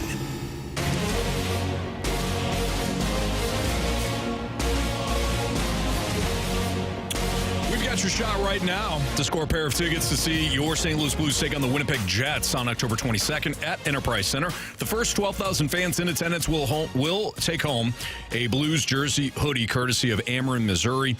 Get your tickets for Blues and Jets, including that Blues jersey hoodie giveaway, by going to stlouisblues.com/promotions, or you can text in and win the free tickets now at 314-399-9646. Here's your trivia question. Carey and I were fighting about a college football head coach earlier, about 20 minutes ago, half hour ago. Carey and I didn't agree on a certain college football coach. We got into a debate about him. Which college football head coach was it? If you have the correct answer and you're the 101st texter to 314-399-9646, you will go see the Blues take on the Jets October 22nd at Enterprise Center. Good luck to you. All right, Jamie Rivers, Carey Davis, Anthony Stalter, Fastlane on 101 ESPN. Week 6 kicked off last night. 49ers get it done on the road against the Seahawks. Everybody had the 49ers, I think, on both sides for the pick 'em. Is that true? Yep. So nobody. We didn't have one rogue person? Nope. I don't think so. Wow. I think everybody. I didn't see any. If you're them, I imagine you got to kind of keep it close to the vest here. If you're them, you got to go for it. True. Either way, 49ers sweep. Which quarterback has the most to prove in Week 6 to you guys? The quarterback that's got the most to prove in Week 6. Jamie Rivers. I think it's Aaron Rodgers. I'm not kidding. You better win. Bad pick. I'm serious. Last year he comes in, 4 downs in, he blows out his Achilles. This year he comes back. First game he looked like he's 112 on the field. And then puts together a couple of good games, then some bad games, bad enough to where he gets his coach fired. I think all eyes are on Aaron Rodgers this week. Yeah, that's a pretty good one. I wasn't really even thinking about him. Who do you have? I was kind of thinking Jayden Daniels, just because it's gonna be a tough defense. Baltimore switched things up. They got their new defense coordinator Zach Orr, and he's playing a lot of dime now. You're gonna have an extra DB on the field. You're gonna try to slow him down. Look, if he has a bad game, I'm not saying that he's been a fraud or anything like that. I'm just saying this is a nice test for the young kid. You're on the road. It's Baltimore. You're 4-1. And the Ravens have been that team in previous years where if you start to feel yourself a little bit, they'll smack you around. The Lions found out they messed around and found out last year going to Baltimore. They got run out the building. There was another matchup. I mean Buffalo this season. Buffalo goes in there on a Sunday night and Baltimore runs them out. Like the Ravens tend to pick up their game against teams that have been rolling a little bit. For me, it's not him because if you watched Baltimore's defense last week, that would not cause any concern for me. It wouldn't scare me. It wouldn't have me worried or panicked. Like they gave up a lot of points last week to Joe Burrow and the Cincinnati Bengals. The quarterback for me that I'm looking at, I think I have two. I think it's Joe Burrow in Cincinnati because they're going to New York and they have to win. They have to. And the other one is Jalen Hurts. Coming off of a bye week, you got your weapons back, you got your guys back because there's been talk. The head coach was even asked in the press conference, hey, Robert Saleh got fired. What do you think about you? Like, you're huh? Wait, what? Where's that? That's New York. I'm in Philadelphia. Yeah. No. Yeah. You think you're going to get fired? So if your quarterback is the quarterback of the team where those questions have been circling all season long and all offseason, I think it's Jalen Hurts and I think it's Joe Burrow because Joe Burrow they have to win. They got to win, and you got to play good. So. What do you guys think about, and perhaps this is somebody with the most to gain potentially? I'm looking at the Big Easy, and I'm looking at Spencer Rattler. Poised to make his first career start, New Orleans has been sliding 3 losses in a row. You are hosting Tampa Bay. You are still just 1 game back in the division, but not knowing exactly how much time Carr is going to miss at the position with the oblique, you could be in a really advantageous spot with a good performance there. So I told Super Bowl champion Carey Davis on the Gridiron Guys podcast that I think that this is just an absolutely horrible spot for this kid. Spencer Rattler takes over. Todd Bowles' defense gave up 500 passing yards to Kirk Cousins last week. Now, that is Kirky football, okay? And that guy's untouchable he's right elite. now. He's talking about elite quarterback. You talk about Kirky football.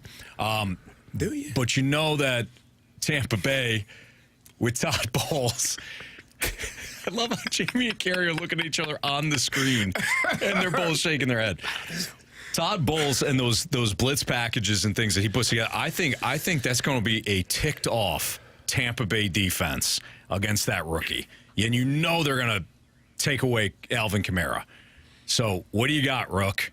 I think that's a tough matchup. Tampa Bay playing on extra rest because they played on Thursday. New Orleans playing on 1 less day of rest and preparation because they were in Kansas City on Monday. I think it's a horrible spot for Spencer Rattler and the Saints. But I don't disagree with what you're saying in that he does have an opportunity to showcase himself because Derek Carr looked like toilet water in Kansas City before getting hurt. If you are the Tampa Bay Buccaneers and you go and find a way to lose this game, that's troubling for me.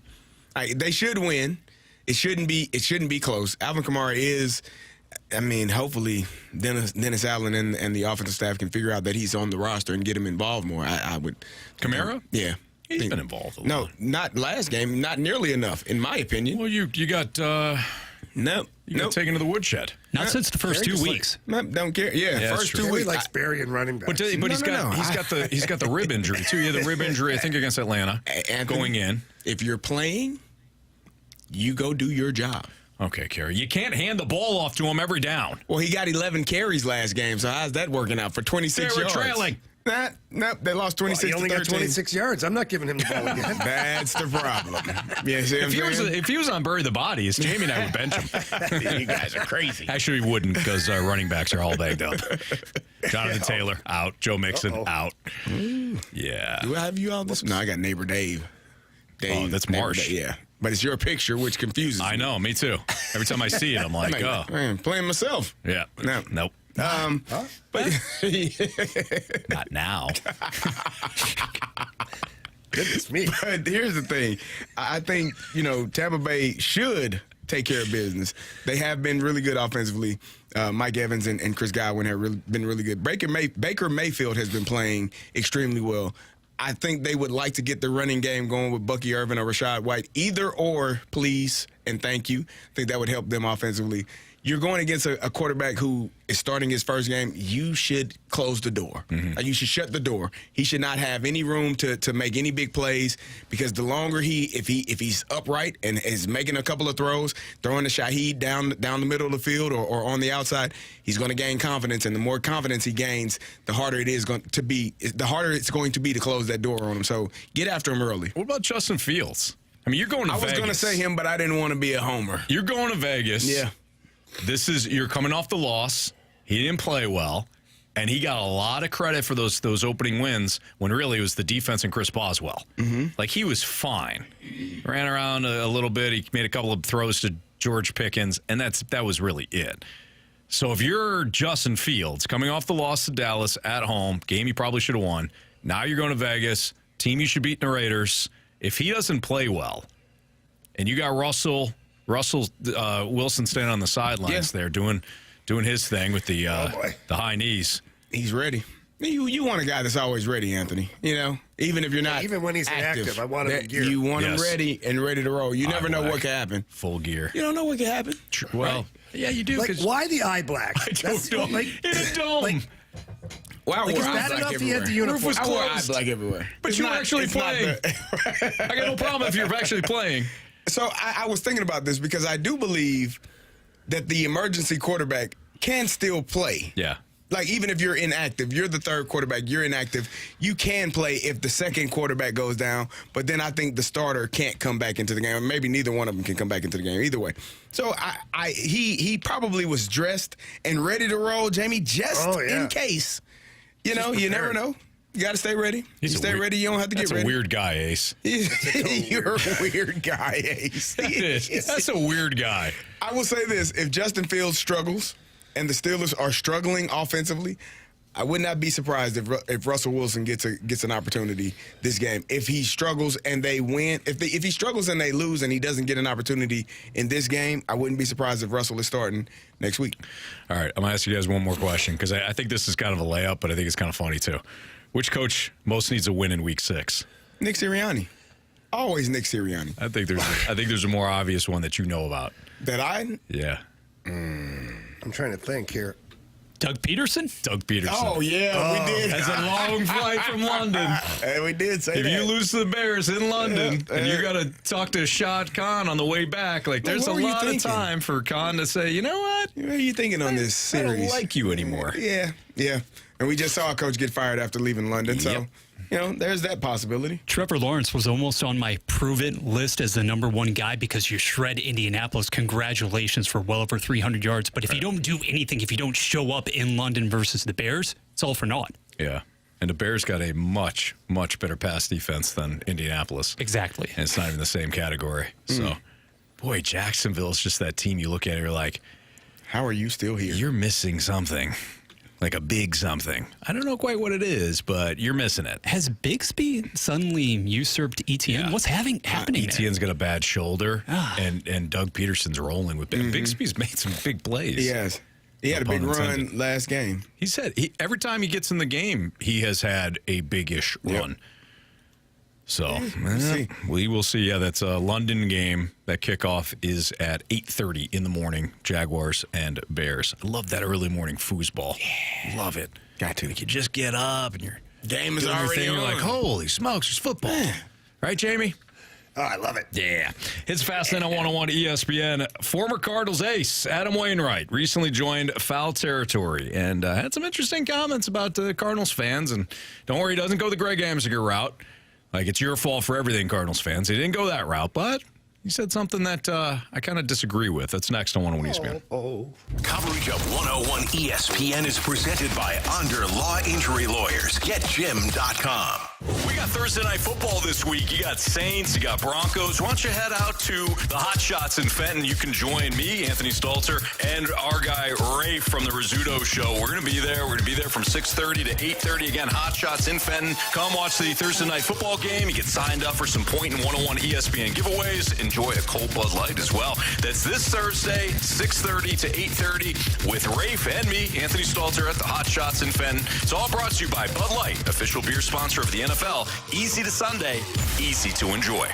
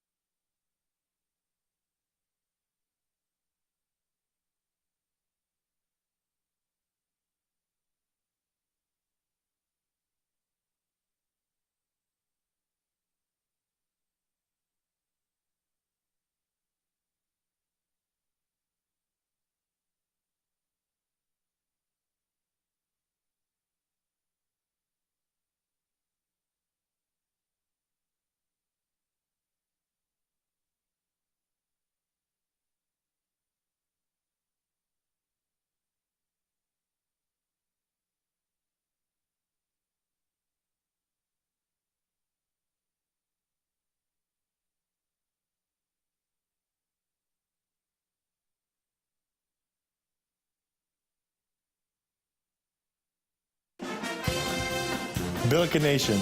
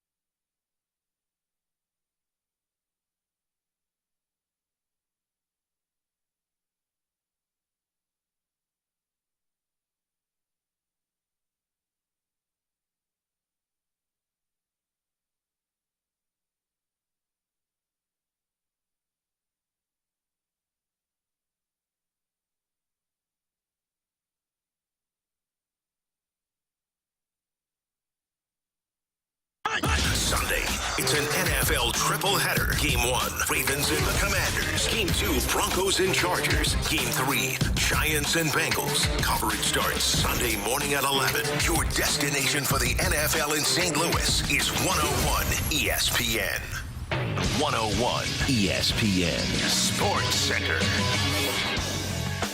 Blues sink Sharks out west. I'm Bradford Bruns with a SportsCenter update driven by Johnny Londoff Chevrolet and Johnny Londoff Autoplex. Rebounding from another rough second period, St. Louis ripped off 3 straight goals in the third to force overtime last night, then dismissed San Jose quickly. 5-4 your final as Braden Shin scored just 45 seconds later. Jordan Binnington presumably draws this evening start against Vegas. 101 ESPN presents Puck Drop at 9 o'clock. Baseball do-or-die Game 5 awaits LA and San Diego shortly after 7 AL-wise. Cleveland faces that stark reality tomorrow versus Detroit. Weekend college pigskin, meanwhile, highlighted by OSU, Oregon, plus Texas, Oklahoma. Mizzou also visits UMass. This SportsCenter update was driven by Johnny Londoff Chevrolet and Johnny Londoff Autoplex. See them at londoff.com. Chevy, together we drive. Are you kidding me?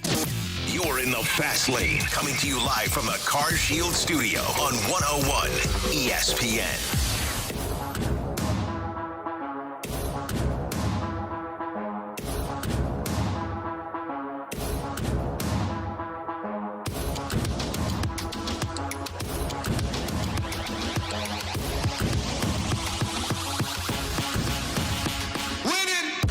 Former Cardinals ace Adam Wainwright recently joined Foul Territory. That's the podcast hosted by A.J. Brzezinski, and he offered some interesting commentary regarding the Cardinals' direction. So you'll hear A.J. Brzezinski set up the question, and then you'll hear Adam Wainwright talking about why Cardinals fans will not stand for a 5-year rebuild.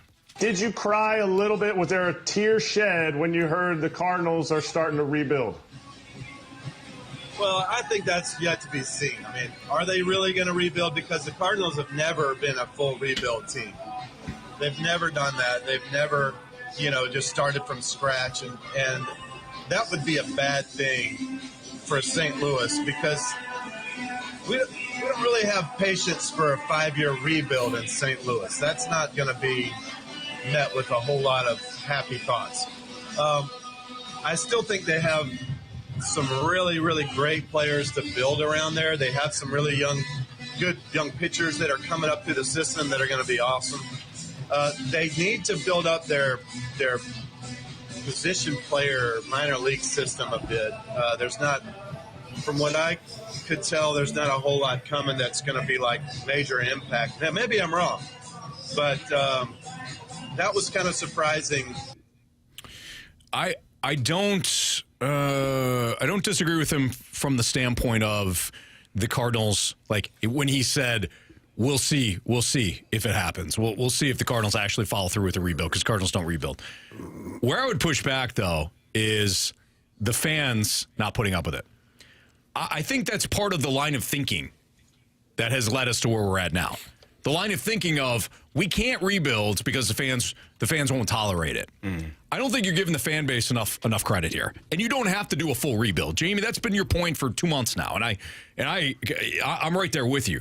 I don't think you have to do a full rebuild. You don't have to do a full teardown, but you do have to retool. What you're doing is not working, and fans are tired of it. Fans are tired of seeing the exact same product on the field over and over again. They're seeing this. They're tired of seeing the exact same offseason. Each and every offseason, it's like, oh, we might get you one thing, and you'll love it. No. Cardinals fans are smart. They know what the front office continues to do. It's the same recipe over and over and over again, maybe packaged slightly differently. I think the Cardinals, and maybe even somebody like Wainwright, underestimates how tired Cardinals fans are of watching this exact product. What do you guys think? Yeah, I think that I just don't understand the Cardinals' vision overall. And never mind what Waino said, because, look, Waino is also basing his opinion off of what he had his entire career here, which every year that Waino played, the team, except for his last season, of course, the team was relatively competitive. Yeah. To the point where it's like, Cardinal Nation, no way we can do a rebuild. Like, they won't stand for that. And that's fine. But where you're at as the Cardinal organization, I still just don't understand this. And it's yet to be seen what direction they go in. But I still don't understand this. Like, okay, we're in full tear it down mode now. Mm-hmm. Like, you're, 6-7 wins away from being in the playoffs this year. Like, that's not a tear down. A tear down is at what you had after last season, where you finished last in the division. At that point, you're like, screw it. We get rid of everything now. Yeah. I mean, we're already terrible. Let's just start over. You didn't. You added some pieces. You did some things with the pitching staff, and you end up falling short, but you still had 83 wins. And I'm not looking at that like as a celebration, but I also don't look at it as a situation where you have to completely redo everything. Like, get rid of Sonny Gray, get rid of Arenado, get rid of Contreras. Like, I just don't know if that's the right thing to do. Mm-hmm. I mean, unless their sole focus, again, we'll go back to the Trojan horse in all this, is them just shedding payroll and calling it a retool.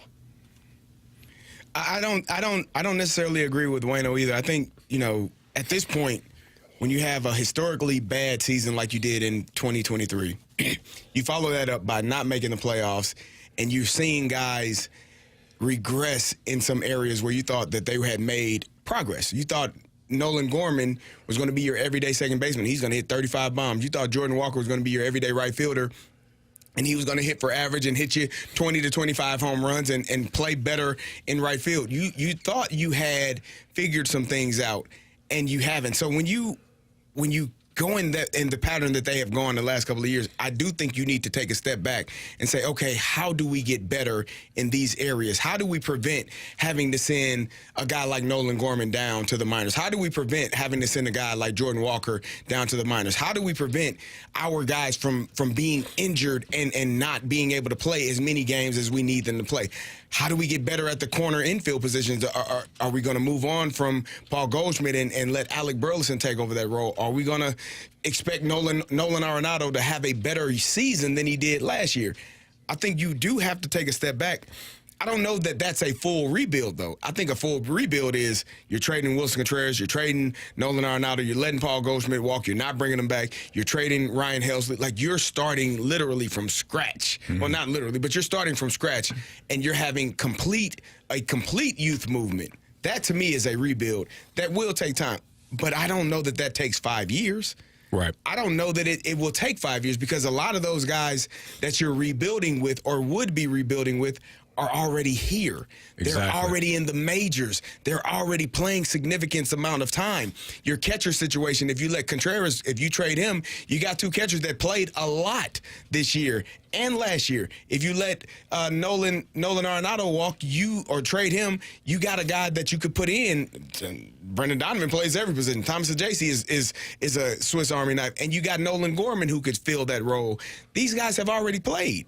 You're not starting from scratch in terms of now the pitching situation. That would be, but you brought McGreevy up, you brought Graceffo up, you got those guys opportunities. Palante, you don't know what Quinn Matthews is yet. You don't know what Tink Hintz is, if he's ready or not. But for the most part, you have all of these guys have been here and have played Major League Baseball to a degree. It's not completely starting from scratch and getting those guys in that have not played any games at the Major League level. Yeah, Gary, you nailed it. You're absolutely right. A rebuild starts with getting rid of those bigger contracts, and it also assumes that you don't have much at either the big league level or at the AAA level to supplant that. Right. So you're having to trade the assets that you do have to spark a new build. Really, that's not what the case is here. It wouldn't take 5 years, because you're right. They've already got a landing spot. They already expect Lars Nootbaar and Jordan Walker and Mason Wynn and Brendan Donovan, right, and Nolan Gorman, whoever, to be here. You're really only talking about a couple of spots. Where you could rebuild is the rotation, and I think you should. Now's a perfect time to rebuild the rotation. It has stunk the last couple of years. Miles Michaelis, unfortunately, pretty good Cardinal, man, but the last 2 years have not been good. Steven Matz has spent more time on the injured list than he has in a Cardinals uniform. Now's the time. Sonny Gray, you retain. Why give him up? Right. You worried about him not wanting to pitcher? Just tell him, hey, listen, You had 35 million reasons to do so. Absolutely. And we're not going into a rebuild. We're retooling this thing on the fly. Gonna have younger pitchers. I'm good with a rebuild from a starting rotation standpoint. Otherwise, somebody in the snake pit said I completely agree. This retool or rebuild, not retool, but rebuild is completely exaggerated. Mm-hmm. Because, like I said, a rebuild is guys that haven't played yet. Most of these guys have been here at the big league level. So you're just going with a youth movement, younger guys getting the bulk of the opportunities as opposed to bringing in veterans like Brandon Crawford or Matt Carpenter to say, hey, you're going to fill this role on the bench and you're going to play. No, you got guys that can do that. Yeah. And if you move on from Paul Goldschmidt, you got guys that can do that. It clears some space up for some of these guys. The outfield is not as crowded if you put Alec Burleson at first base every day. Yeah. Like it allows you to do the things that you need to do to start to get better and start winning games. So, guys, I want to read a text that we got here from the 479, and it says, I want to watch pros, not an instructional league. I'm going to push back on this because of what you guys already outlined. All of the guys we're talking about are already Major League Baseball players. Right. It's not an instructional league where we're going to call up a bunch of players you've never even heard of. Right. And we're going to go with it and say, oh, well, let's see what we got here. Yeah.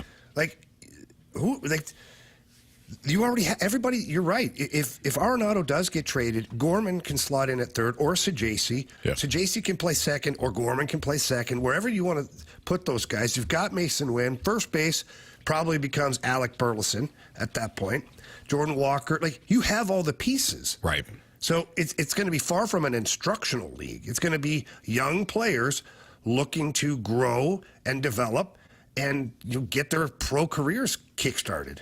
When we get those types of texts, it's one of two things. Either we're not explaining what we mean by a retool good enough, or a youth movement, or a partial youth movement, so that's on us. We're not explaining it well enough. Or I'm thinking that the person that is sending that text wants so desperately for the front office to spend a bunch of money. And if that's the case, if you're sitting there like, well, this front office just got to spend money, I want to watch pros, I hate to be the one to tell you, but they're not going to do it. So you can wish in one hand and crap in the other. I guarantee you're going to have a handful of crap that's going to fill up a lot quicker. And why should bunch of turds right there in your hands. Why should they spend money? T-shirts now available. Yes. Why should they spend money if you still? Because at the end of the day, we saw that this year. You got guys you spent money on. They didn't produce at the level, but you still have to have a supporting cast that supports. So if you spend money on players that you think we got to spend $30 million on this guy, and we got to spend another $28 million on this guy, and those two guys perform well, but everybody else is not to the level, or those guys don't perform well, it all has to work together. Your stars have to be stars. Your role players have to be role players. You can't have one without the other. So I think that allowing these these younger players to grow into the game and be better, and understanding every single day how to be professionals and how to be better and how to handle slumps and all of those things, I think when you get to the end in 2 to 3 years, if you were to add another player, a superstar player, now you're ready to roll. We'll end on this. Somebody asked us the difference between rebuilding and tanking. One and the same. Same deal. A retool is not the same as a rebuild or tanking. When you're tanking, you're flat out trying to get rid of as many big contracts as you can, create assets, lose, get higher draft picks, and completely rebuild. It's rebuild and tanking to me is the same thing. Retooling is, all right, we're going to let Goldschmidt go, but we know we have Burleson there. Maybe you're going with a cheaper or more inexpensive roster, but you're also leaning heavier on some of the younger players to step up for you. So that to me is a retool. All right, it's Fastlane on 101 ESPN. Appreciate all the texts, by the way. Let's get into what we're seeing right now in Major League Baseball. You've got the Yankees eliminating the Royals. Tonight is Padres and Dodgers. Who do we like in that one? Tigers, Guardians. Who do we see moving on to face the Yankees in the ALCS? That game is tomorrow. So we'll do some Major League Baseball postseason breakdowns. By the way, Bradford, do we need a new Gauntlet contestant? Yes, we do. Text in right now, too, if you want to play in the Gauntlet, 314 399-9646, 314-399-9646. Text in the word Gauntlet if you want to play in the Gauntlet in about 15 minutes or so. But we'll get into Major League Baseball postseason action next. Text us anytime at 314-399-9646 on the Air Comfort Service Heating, Cooling, and Insulation text line on 101 ESPN.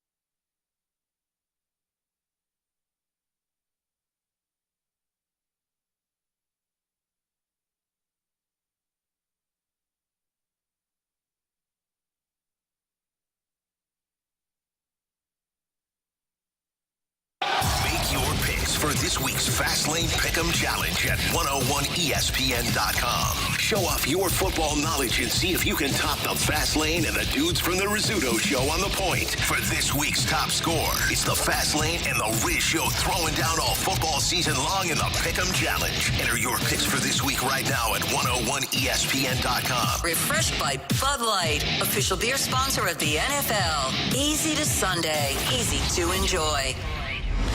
This is the Fast Lane, driven by Scrap Mart Metals Recycling on 101 ESPN.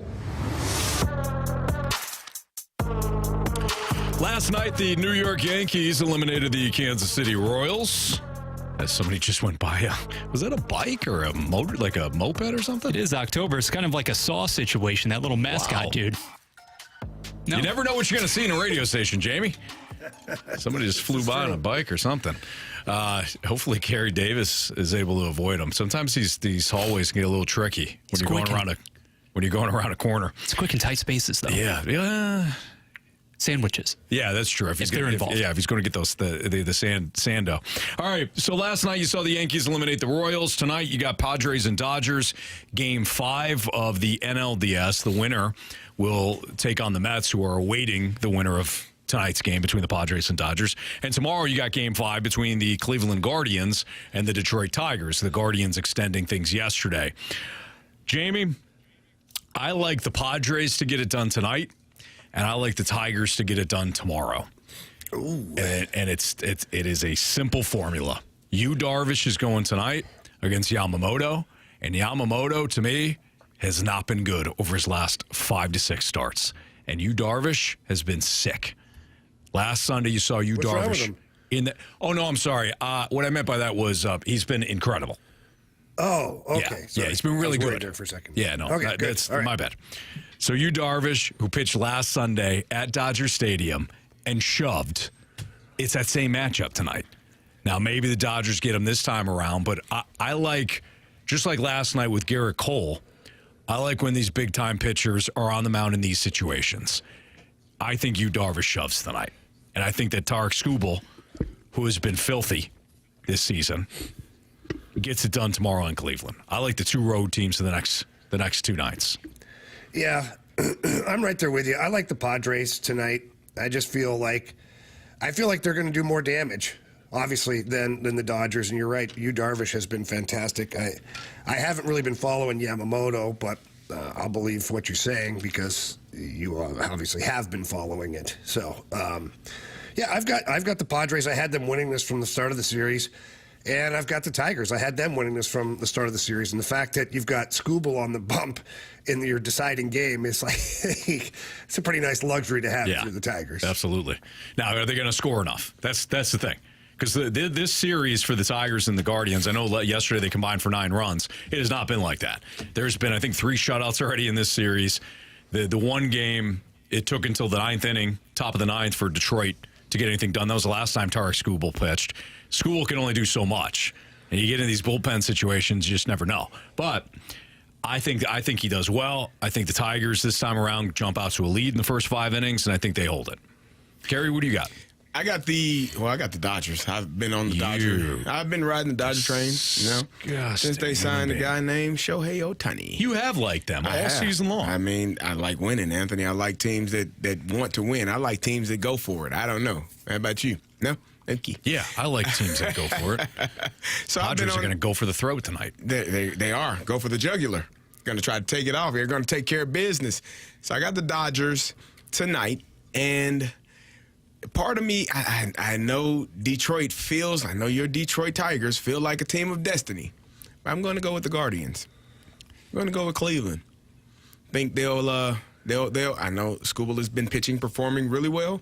That game is in Cleveland, correct? We talked about it earlier. In the afternoon. In the afternoon. Day baseball. They're going to be so ready for the entire day in the state of Ohio. I got the Guardians. I know. I'm the opposite. I got the Guardians and I got the Dodgers. Anthony, I'll give you a second to seethe there and just get it together. We'll switch to San Diego and Los Angeles. I think, honestly, that the Padres. Hold on, bro. Carol playing. CD, what are you smoking? He was out in the hallway for a while. It took a minute to come back. Sorry, just a minute. Go ahead, buddy. No, you're good. I think that the Padres. Eyes are a bit red. They squandered their chance in Game 4 to me. Okay. With this contest taking place at Dodger Stadium, and I'm taking nothing away from Yu Darvish, who quite frankly on the postseason stage, ever since he arrived in San Diego 2022, he was very good across 4 starts. Mm-hmm. But if Yamamoto isn't looking particularly good in the first few innings, what's to prevent Dave Roberts from pulling the plug, having a short leash, and going into that same sort of philosophy that he enacted just the other night? And I think Los Angeles has enough bullets there in the bullpen repertoire to get it done. Some timely hits. I'm banking on Ohtani and Betts to accomplish as much. And the Cleveland-Detroit matchup, it's really intriguing to me. Whether you're playing in the afternoon now or the originally scheduled time of the evening, to me, the difference there, you have more of that prohibitive threat at the top of the rotation. Scooble, I just don't know how Cleveland's going to manufacture quite enough offense despite being there a progressive field. Give me the Tigers. There you go. Carey, it's not too late. Would you like to hop on the Tigers bandwagon with the rest of us? I'll pass. Carey loves everything Ohio. Well, I do like Ohio State this weekend. Yeah, he loves Ohio State this weekend. I loves like the Browns.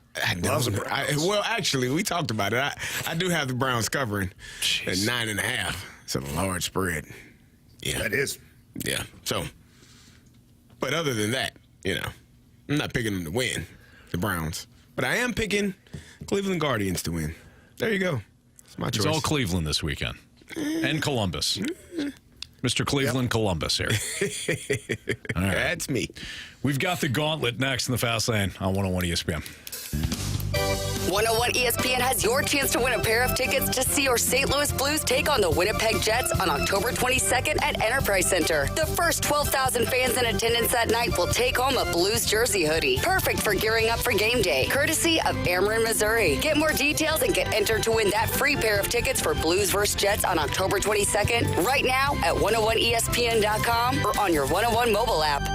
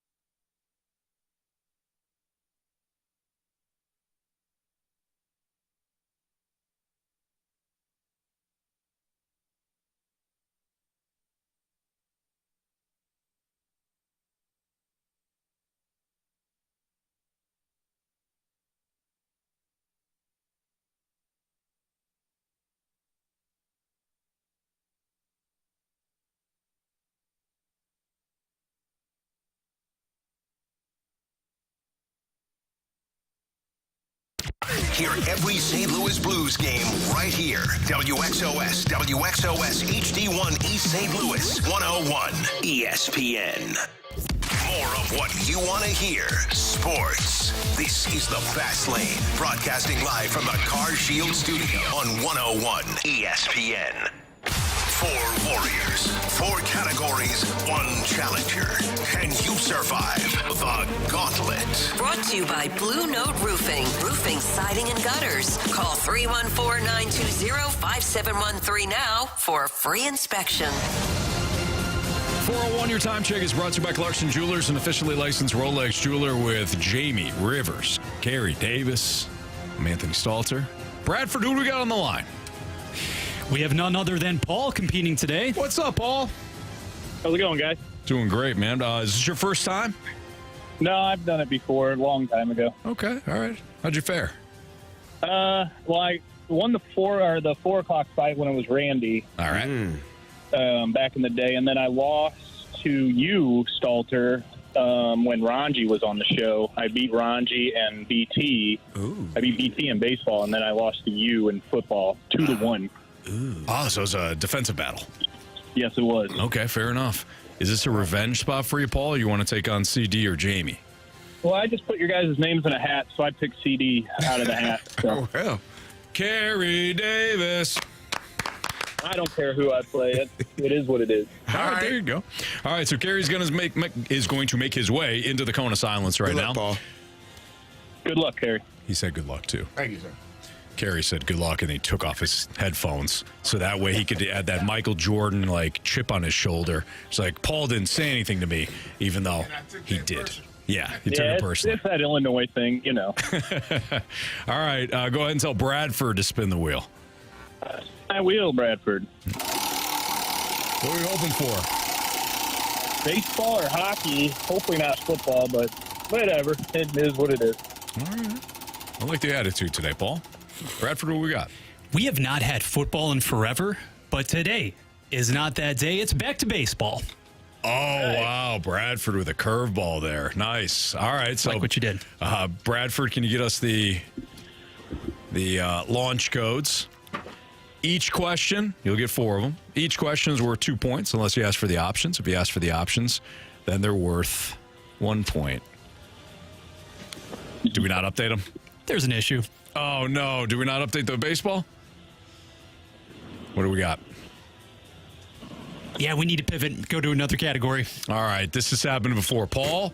That's all right. Hey, it's your choice now, okay? So whatever you want, you get to choose. But apparently baseball, we have not updated the questions. So would you like hockey, football, or gauntlet, or random, excuse me? I'll go with, let's go with random. Okay. All right, Bradford's pivoting here. Sorry about that, Paul.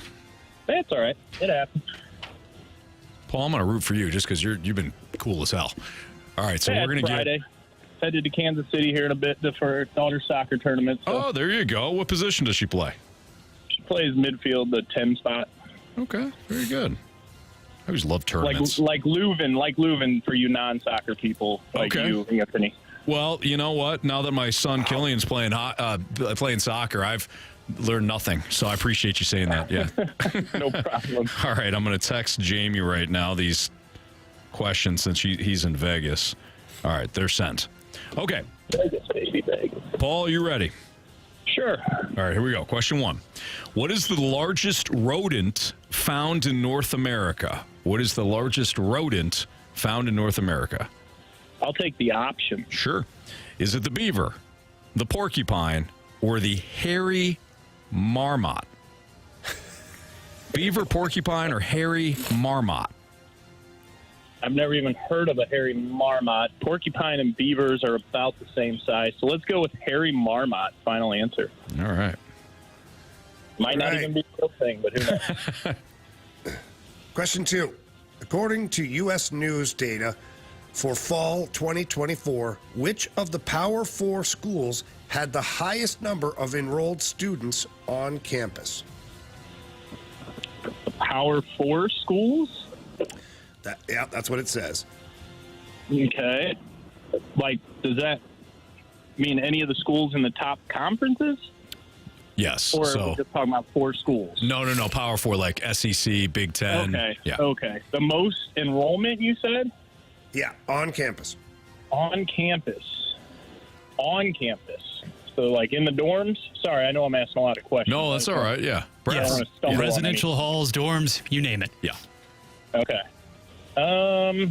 Power 4. Let's narrow it down. That's a lot of schools. Give me the options. All right. Was it Texas A&M, Arizona State, or Florida? I would say A&M because College Station's like that whole city, and that's pretty much the whole campus. So let's go with A&M. All right. Final answer? Sure. Paul, question number 3. At Chuck E. Cheese, Munch's make-believe band includes killer guitar riffs by... Let's go with the options. Your options are Slash Dynamo, Helen Hinney, or Jasper T. Jowls. I would have to say Slash Dynamo because Slash is a guitarist, so maybe they were kind of modeling him after him. So let's go with Slash Dynamo. It would make sense. All right, thank you. By the way, Splashback Deuce from the Snake Pit says it's pronounced Marmot. Oh, okay. Well, Harry tell him Marmot. he's an arrogant prick. No, I'm just kidding.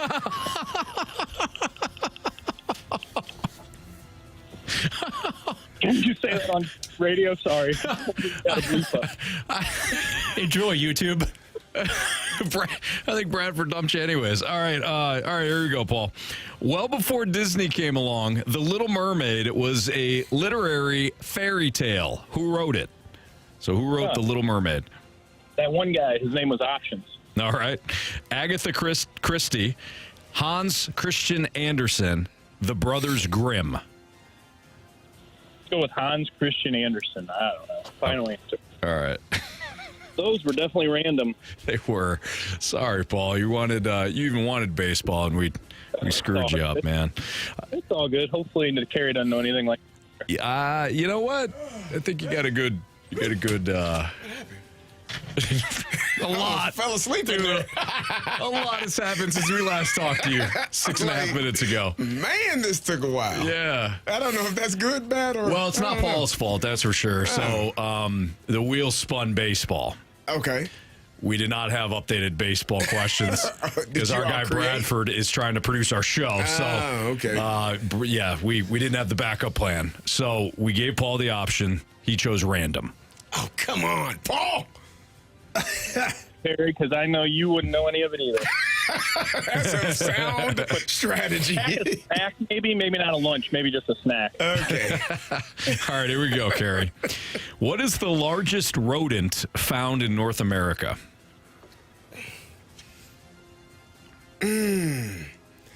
Okay. I feel like it's a possum. Because I feel like those are in North America, rodent. I'm going to be mad if this is one of the options. All right. Give me the options. The beaver, the porcupine, or the hairy marmot? I'm glad I didn't. I'm glad I asked for the options. The beaver? The beaver, the porcupine, or the hairy marmot? I don't feel like a porcupine is a rodent. Let's scratch that one off. I don't feel like a beaver. Hairy marmot. Okay, let's go with that. Hairy marmot. Final answer. You got it, Carey. Thank you. All right, Carey. Question 2. According to U.S. News data for fall 2024, which of the Power 4 schools had the highest number of enrolled students on campus? Oh, man, that's ridiculous. There's too many schools. You would think it would be, well, I would think California, Texas, Florida, or Texas, University of Texas. USC is not a big campus. UCLA, then you got to think about, give me the options. All right. Was it Texas A&M, Arizona State, or Florida? Well, Arizona State is a party school. Can you read the question again, sir? I'm sorry. I want to make sure I got the question correct. According to U.S. News data for fall 2024, which of the Power 4 schools had the highest number of enrolled students on campus? Okay. Florida, Texas A&M, or Arizona State? Yes, correct. Kids want to go to Arizona State because they party. Do they stay there after they partying? Done partying? I don't know. Texas A&M. Texas is a large state. A lot of people. See why this took so long now, Paul. You're in here. This is not easy. Well, Florida is Miami's a private school. Just based off of the size of the state. I go to everything in me wants to go Arizona State. Arizona State, final answer. Gosh darn it. Carey, let's get into a huge forte of yours, obviously. Animatronics, question number 3. At Chuck E. Cheese, Munch's make-believe band includes killer guitar riffs by... Oh. Who is playing the guitar? It's him. Exactly. That's what we're asking you. Oh, man.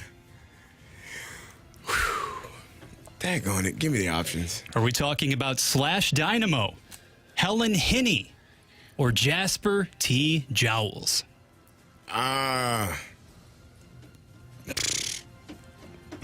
Jasper T. Jowls, final answer. This is terrible. Question 4. Well before Disney came along, The Little Mermaid was a literary fairy tale. Who wrote it? Oh, yeah. Oh, sure. Options. Agatha Christie, Hans Christian Andersen, The Brothers Grimm. Well, the Brothers Grimm wrote no, I don't think they did Mermaid. Agatha Christie sounds familiar, but I don't know why. I just have random. What was the second one? You got Agatha Christie, Hans Christian Andersen, The Brothers Grimm. Agatha Christie, final answer. Ugh, this is terrible. Okay. Let's go over these. Random trivia. Paul versus Carey. What is the largest rodent found in North America? Paul, with the options, you went with the hairy marmot. CD, you also went with a hairy marmot. Correct answer is... I mean, fellas, come on. We all know the biggest rodent. It's the beaver. The beaver. Body length ranges between 29 and 35 inches. Really? Yeah. What the hell is a hairy You should see those beavers up in Canada, Carey. They're big. So we got a 0-0 tie between Carey and Paul. At Chuck E. Cheese, Munch's make-believe band includes killer guitar riffs by... Paul, you said Slash Dynamo. Throwing it out there because Slash, of course, the guitarist for Guns N' Roses. Carey, you went with Jasper T. Jowls, just because. Just cuz. Correct answer is... One of the greatest to ever do it, Jasper T. Jowls. Jasper T. Jowls. So Carey's on the board. He's got a 1-0 lead over Paul. Well, before Disney came along, The Little Mermaid was a literary fairy tale. Who wrote it? Paul, you went with Hans Christian Andersen. Carey, you went with Agatha Christie. Correct answer is... Hans Christian Andersen. That's right. So we're all tied up, 1-1. This is bad. Comes down to this. According to U.S. News data for fall 2024, which of the Power 4 schools had the highest number of enrolled students on campus? The options were Texas A&M, Arizona State, and Florida. Paul, with the options, went with Texas A&M. Carey, with the options, went Arizona State, but he agonized over it. Thought about Texas A&M for a long time, like 42 minutes, and then eventually said Arizona State in final answer. Florida is not the answer. One of you is correct. Tie game, 1-1. If it's Texas A&M, Paul wins. If it's Arizona State, Carey wins. Paul. You have chosen poorly. You lose. It is Arizona State, 80,000 plus at Arizona State. Man, Paul, party in there, aren't they? Yeah, it is a total party school. Paul, I'm so sorry, man. Please come on back. You were laid back. You were cool. We owe you one, all right? I'm going to tell Marsh we owe you one. All right, sounds good. All right, good thanks, job, Paul. Hey, and good luck to your daughter this weekend in Kansas City. Oh, appreciate it. Thanks, guys. All right, brother. See you, man. Later. Nice job, Carey. That was pure jubilation right there. That was pure jubilation. It was. Carey Davis. Got the W. Yeah. The delayed clap from Vegas. I love it. Nice job. All right. Yeah, we do, though. We got to have Paul back on. So. What happened? Well, we just didn't update the. Okay. He even wanted baseball. He's like, yeah, baseball or hockey or random, just not football. And it was baseball, and we didn't have the questions updated. So Paul also told somebody in the they called something. Called somebody in the snake pit something that we had to drop. Oh, did he? I don't even know if it's is it a drop-worthy word? Yeah, I hope you were watching on YouTube. I'll say that. Take no chances. The backup takes no chances. Bradford and I were like, I was dying laughing, but we all looked at each other like, I don't know. Double tap. Yep. All right. It's a Fast Lane on 101 ESPN. Last night / this morning, really. The Blues rallied to beat the Sharks. You'll hear what Justin Falk had to say about what was said in the second intermission. That's next on 101 ESPN.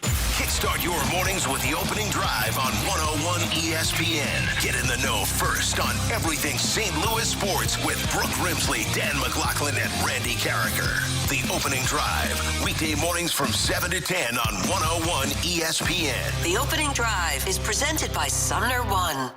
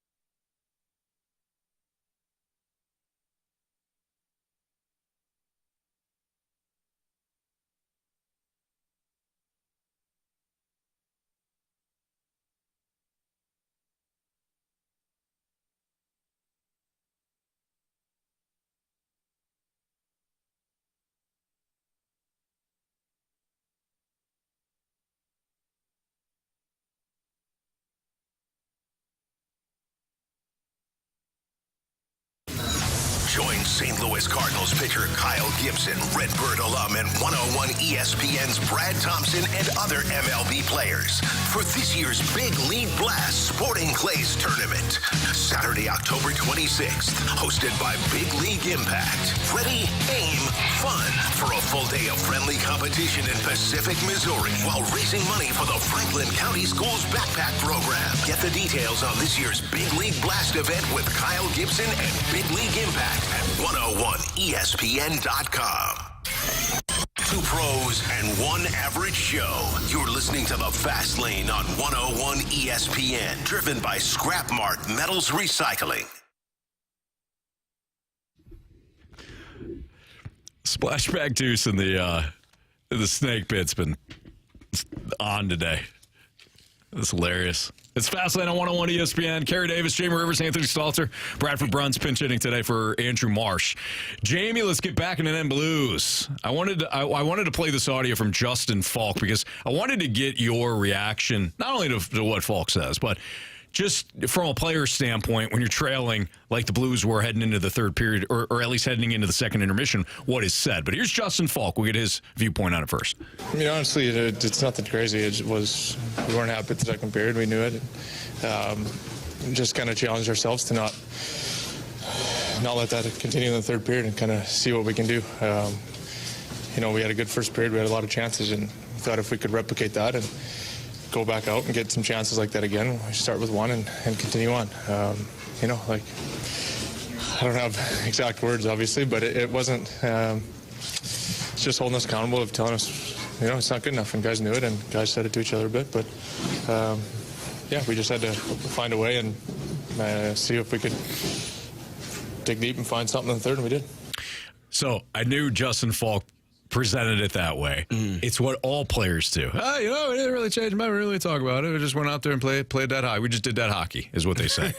Jamie, is that really what happens? I mean, you're in a situation where you're trailing 4-1, heading into the second intermission. Is it just that laid back because you got 82 of these things, or is are there actual adjustments that are made? First of all, the Blues didn't really need to make any adjustments. They absolutely dominated San Jose in that first period. Now, what happened in the second period, I will say, San Jose just basically took away the middle of the ice. They had 5 guys in between the dots almost all the time. And the Blues, rather than chipping the puck up the wall and then having that slash support where the player goes behind the defending player to pick up the loose puck, they kept trying to put pucks through the middle of the ice. Well, San Jose was, at that point, it's turnover city. San Jose continues to have momentum then. They get a couple of lucky goals, whatever it is. So if you're the Blues, and I know I talked to a couple of guys last night, and there was no screaming and yelling and flipping over the Gatorade table and things like that. First of all, it's game 2 of 82. If you go into full combat mode, game 2, what's it going to look like 35 games into the season? So you have to, that's where good leadership does take over. And Drew Bannister, and just chatting with him a little bit last night as we're getting off the plane, he's like, we really didn't have to change much except quit putting pucks through the middle of the ice. Let's get it in the trenches, and let's get back to what we were doing in the first period. And he said, we honestly felt like we could come back in this game. Mm-hmm. And that's what they did. Third period, they kept it in the trenches. In particular, that fourth line. Guys, I'm in love with that fourth line right now. I am. I think that, the identity that they're giving this team is awesome. Radek Faksa, I watched him play in Dallas, and, you play against him, and it's like, okay, fine, whatever. I really like what I'm seeing from him. He's a big, heavy player. He plays heavy. He plays pissed off, which I love. Torpchenko finishes every hit. He doesn't care if you go for a line change. He'll skate into the bench and hit you. And you got Nathan Walker, who's kind of that fire plug that just gets everybody going. And that line drug the team back into battle again for a second time in as many games. Faksa scores. Then Walker creates the turnover. Torpchenko passes to Suter. That's a goal. So that line directly implicated for 2 goals, 4 for your team. So I didn't think there was much to panic about either. The Blues just had to go back to what they were doing correctly in the first period, and they did. So I thought it was good leadership by coaching staff and the players to not freak out, but also it was nice to see a team that said, no, this isn't good enough. This year, this is not going to work for us. Yeah. We want to push back a little bit here. All right, so let me... Well, I was going to say, Jamie, I think... What the hell? I'm sorry. I wanted to say what I told him, what I said earlier about the intermission, second period going into third period. Jamie, I think the Blues are John Henderson. They are a defensive tackle for the Jaguars who used to have to get slapped pregame to get going. And that's what happens. You know, he didn't say anything because there was nothing to be said, right? They need to be slapped, and then they go out, and then they're ready. They get revved up. They're ready to roll going into the third period. The Sharks gave them the business in the second, and they said, okay, now we're ready. We're ready to roll. I think that's what the Blues are. They are John Henderson. Hell of a D tackle. Big man. I think the Blues would rather not have to get slapped in the face every single game, unlike Mr. Henderson. But... You know, I guess whatever works. Jamie, to me, the skill is there for the Blues. Like, it's on display. But the reason why I kind of hesitate is it was the Sharks last night. So how much of it is... What the hell? How much of it is... That's his team. Yes, it's not my damn team. It's so your team. I saw that I checked out your Amazon cart, saw that Celebrini jersey in there. He had it, didn't he? As soon as he scored that goal, you're like, yeah. He's looking at Amazon on his desk, scrolling through the Celebrini jerseys. That kid's got a bad number. Anyways, as you were, Anthony. Can these kids pick up better numbers? Like 71's a terrible number. But they think it's unique, Anthony. These kids all are trying to uniquely be their own stupid. Unique, build their own brand. And number 71 is going to be cool. 70, it's not. It's not cool at all. Get yourself a nice single-digit number, all right? Number 6. Number 6. Yeah. Get yourself a single-digit number or something way cooler than 71. I'm sorry, all right? Yeah. I'm sorry, I'm not sorry. Like, what's Bedard? Isn't Bedard, he's got a high number too, doesn't he? It's like 88 or 89. Yeah. No, 98, I think is what he did. 98. That's dumb too. He's one less than Gretzky, apparently. Okay. There you go. Oh, so is Gretzky, is 99 a dumb number? 99's awesome. No, 99's awesome. Okay. He made that awesome. When you're that good, you can wear any number you want. If Gretzky wore 71, we'd be having a different conversation, all right? Just checking. It's a hell of a number. Yeah. How much of it is the Sharks and their inability to play hockey, and how much of it is the Blues, like what we saw from a skill standpoint, an offensive standpoint? How much is that real? Yeah, so the Sharks team we played last night is not the same team we played against last year. Let's be real here. They've got Tyler Toffoli. They do have Celebrini. They've got Smith that's up there too. They've got some really good players in that lineup. It's not the pushover that it was last year. So they're still a team in rebuild mode. Yeah. But they're closer to the end goal now than they have been in the last 2 or 3 years. So based on that, it's a good win. It's a good comeback win. It's a character win. And Anthony, let's just be honest. I don't care if they're the worst team in the league. They're up by 3 goals with 20 minutes left to play. Yeah. Like that is a pretty tough hill to climb. And the Blues still managed to do it. So I'm not discrediting the victory at all. Had it been like down by a goal or something like that, I don't know. If San Jose was absolutely terrible, maybe. But this early in the season, 3-goal deficit and erasing it and coming back and winning in overtime, yeah, I'm good with that. Agreed. Hey, question for you here. They're missing Texier, and Bolduc steps in, right? So what do we need to know about how things change in a situation like that with Texier out? Yeah, well, they didn't really change that much. You know, Drew Bannister just basically put Zach Bolduc right where Texier was. Put him on the line with Buchnevich and Carey. They had some opportunities. They created some offense. I thought Bolduc looked pretty good. Like, he didn't do anything outstanding, but he didn't hurt the team at all. So if I'm Drew Bannister, and I don't know what the lines will look like tonight, because the end of that game, you know, Braden Shen is now playing left wing with Thomas and Neighbors, and there was quite a shuffling of the deck. So I don't know what they'll come back with tonight, but I do think you can probably anticipate Bolduc being in the lineup in the top 6 role somewhere. Yeah. All right. It's Fastlane on 101 ESPN. We do have the game for you tonight and the pregame, of course.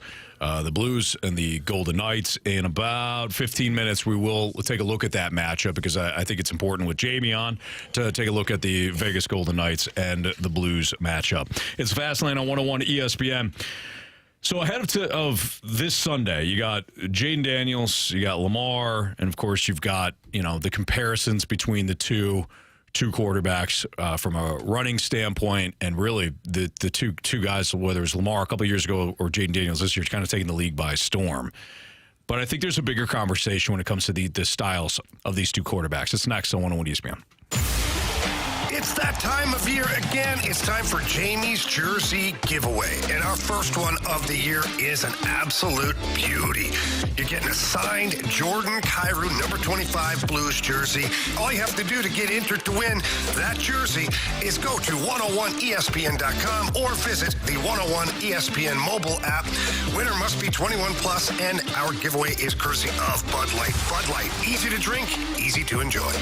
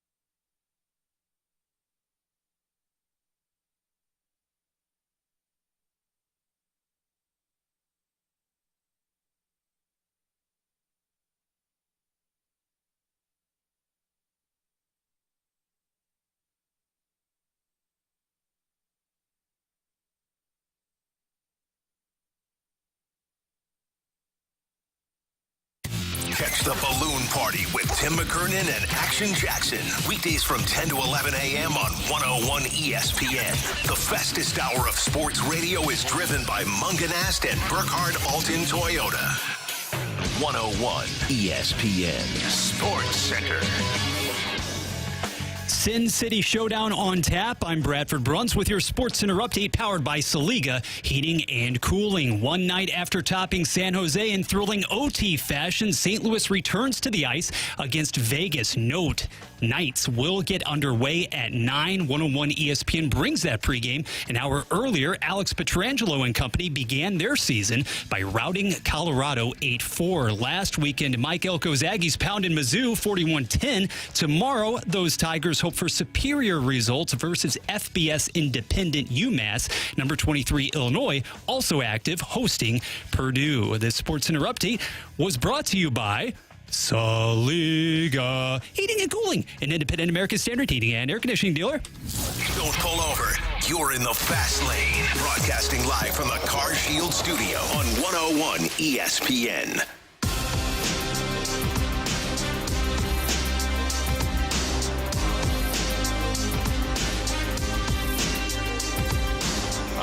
When people really try to compare me to Lamar, and vice versa. We're two different players, and just go out there, just appreciate what's the quarterback play that's being played. So that's what I try to do, is just appreciate everybody for who they are. That was Jayden Daniels, the dynamic rookie for the Washington Commanders, who will head into Baltimore this Sunday to take on Lamar Jackson and the Ravens. And, of course, all the comparisons are out. You've got two, mobile quarterbacks that have, when Lamar took over, he took over the league. It was halfway through because Joe Flacco had started that year for the Ravens. It's not like Jayden Daniels, who after week 1 against Tampa, he's just been a dynamic player. Mm-hmm. But they both kind of took the league over. But when it comes to these two quarterbacks, I think the narrative tends to be in today's game that you need a mobile quarterback, and I can subscribe to that theory if you don't have the right offensive line or the right system. Otherwise, we've seen Joe Burrow and Kirky football and some of these other, more stationary quarterbacks get it done. Baker's got a little wiggle to him, but he's still a pocket passer. Right. And, of course, you've got the franchise guys like Patrick Mahomes, who's got mobility, but not from the standpoint of Lamar or Jayden Daniels. Do you guys think there's a one-size-fits-all from a quarterback standpoint? Because it always used to be, well, if you're not a pocket passer, then forget it. But the league has changed. It has changed a lot, and I think you're starting to see. I mean, when Lamar came in the league, they were like, he's a running back. He'll never have success at quarterback. That was dumb. He progressed so much at Louisville from his freshman year to his junior year. And all he's done is won 2 MVPs playing the quarterback position. So, go fast on yourself. Some people don't know what the hell they're talking about, and they're idiots. So it is what it is. But I think Jayden Daniels has done a really good job. Starting off his season, starting off his career, 4-1, playing the way that they've been playing. This is a team that he was the number 3 pick, number 2 pick. Which one? He was number 2 pick. He was number 2. Which means they had a pretty bad team last year. Mm-hmm. Means they didn't win enough games. And so he's done a really good job of changing the direction of that organization. Does it mean that they're going to win the division or make a push in the playoffs? I don't know. But I know for a rookie quarterback, and it kind of, him not wanting to be compared to Lamar, if you're going to be compared to somebody and you're compared to one of the best players to play the game and definitely of this generation, I wouldn't be bothered by that. I'd be like, oh, thank you. I think I'm different. I do this differently, but being compared to him, I don't have a problem with that. But to each his own. It's not a bad comparison, in my opinion. And I think it's going to be a great game. I think you're going to be looking at, I think the over is 51.5. We talked about that earlier on the Gridiron Guys. You can check that out. Plugging the crap out of that. We got a podcast? Oh, yeah. We did it this morning. Yeah. Well, this afternoon. Yep. All right. 51.5 points. I think you'll be over that, and both quarterbacks will play outstanding. I think the Ravens will win the game, but I think it's going to be a good game. Mm-hmm. Yeah. I don't know. I don't think they're – I get the comparisons. I do. But they're both in two different offenses, too. Distinctly different offenses. Cliff Kingsbury is, running the modern version of the air raid, and Lamar is more in a, shotgun spread. Similar, but I think Jayden Daniels at some point, and I actually think it's this Sunday, he's going to have to put the ball in the air a lot. And that if he sticks with that offense. So I think this is interesting this Sunday because Baltimore will stop the run. I know they're coming off a horrible game against Cincinnati, but Cincinnati's kind of had their number in years. They're gonna take away the Commanders' running game, and they're gonna force Jayden Daniels to put the ball in the air a hell of a lot more than he has so far. I think the high so far for him is 30 pass attempts.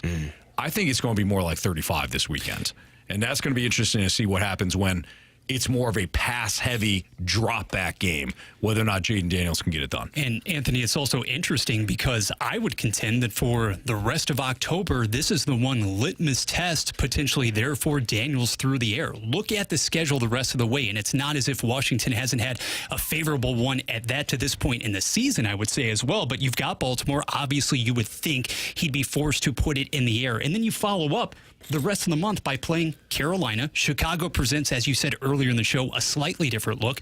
The Giants, again, it really isn't until next month, a full month from now, November the 10th, when he's going to be matched up against Carey's Steelers. So really, it's the only sample that we're going to get for the foreseeable future to see how he is able to attack vertically. That's what makes it intriguing to me. Do you think that when Jayden Daniels has to go more in a drop, like a pure drop back game, that he can get it done? I think he will. I think he'll be okay. I think that when you're watching him, the thing that they do the thing that helps Baltimore is when you're able to run the quarterback, it's an additional person in the blocking game. Yeah. Like you normally don't account for 11 people, 10 people blocking. You count for 9 people to be blocking and 1 being out of the way, being the quarterback. But when you add that element, it helps. So I think that helps him in terms of being able to – it's hard to stop that. The only way you stop that is to get them behind the chains and third and long, second and long, where they have to pass, and then you force them to be a pocket passer, getting sacks on first down, things like that.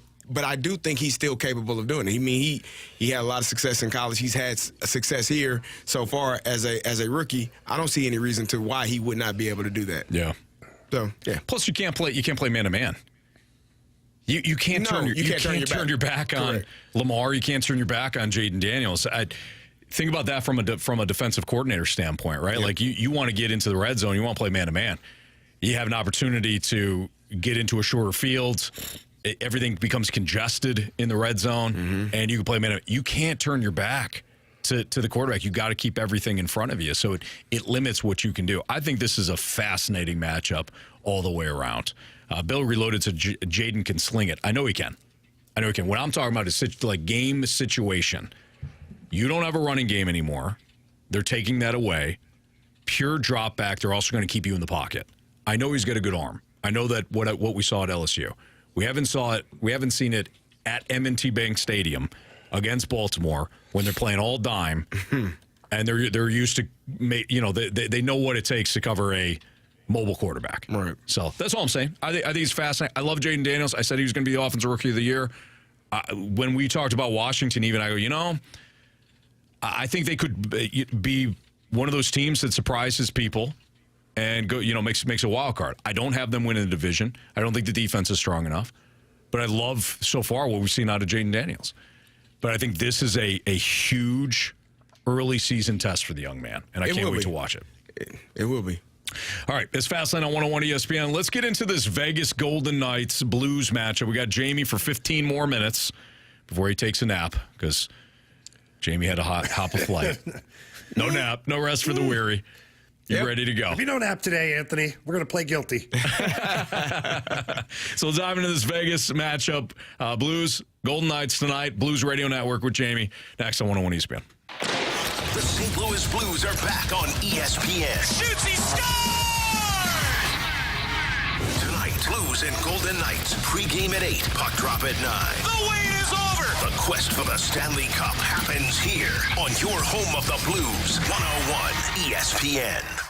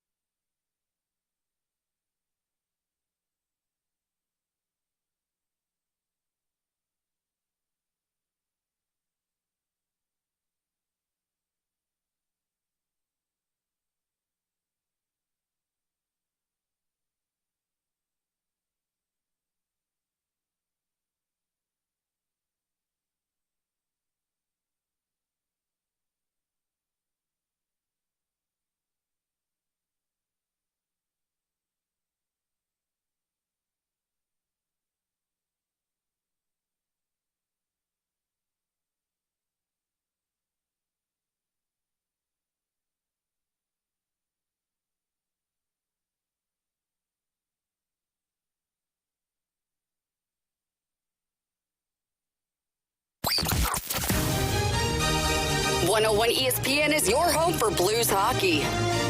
Check out either the 101 mobile app or 101ESPN.com for your chance to win a signed puck autographed by Blues forward Robert Thomas. Thomas moves it in, shoots, score! Get entered to win that Robert Thomas signed puck right now, either at 101ESPN.com or on your 101 mobile app. Strap yourself in. You're in the fast lane, driven by Scrap Mart Metals Recycling on 101 ESPN.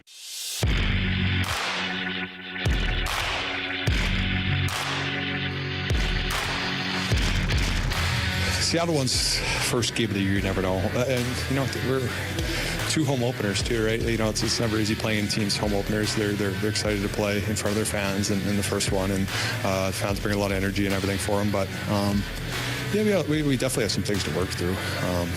Preseason's one thing, but no one really plays together in preseason other than one game. So we're getting more comfortable with each other. We have a great group of guys in here that are playing hard for one another. And like I said, we'll keep on slowly building and get better each day.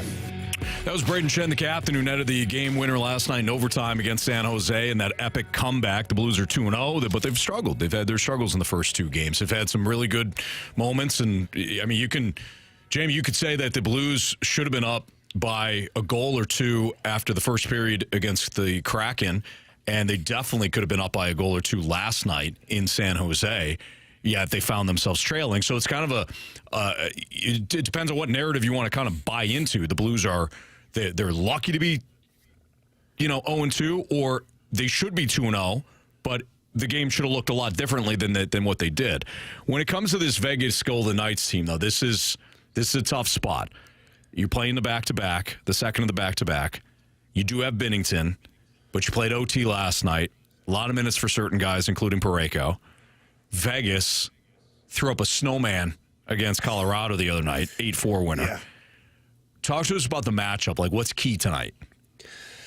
Well, for the Blues, the key is going to be putting the puck in good areas, the puck management side of it. We saw last night in the second period, when the Blues don't manage the puck correctly, it works against them. It changes the outcome of the score. It changes the momentum of the game. And you're not going to be playing the San Jose Sharks tonight. You're going to be playing the Vegas Golden Knights, who are a really well-oiled machine. They've got a great team. I think they still have 14 or 15 guys on that team from their Stanley Cup championship. So they've got some veteran presence, some experience there.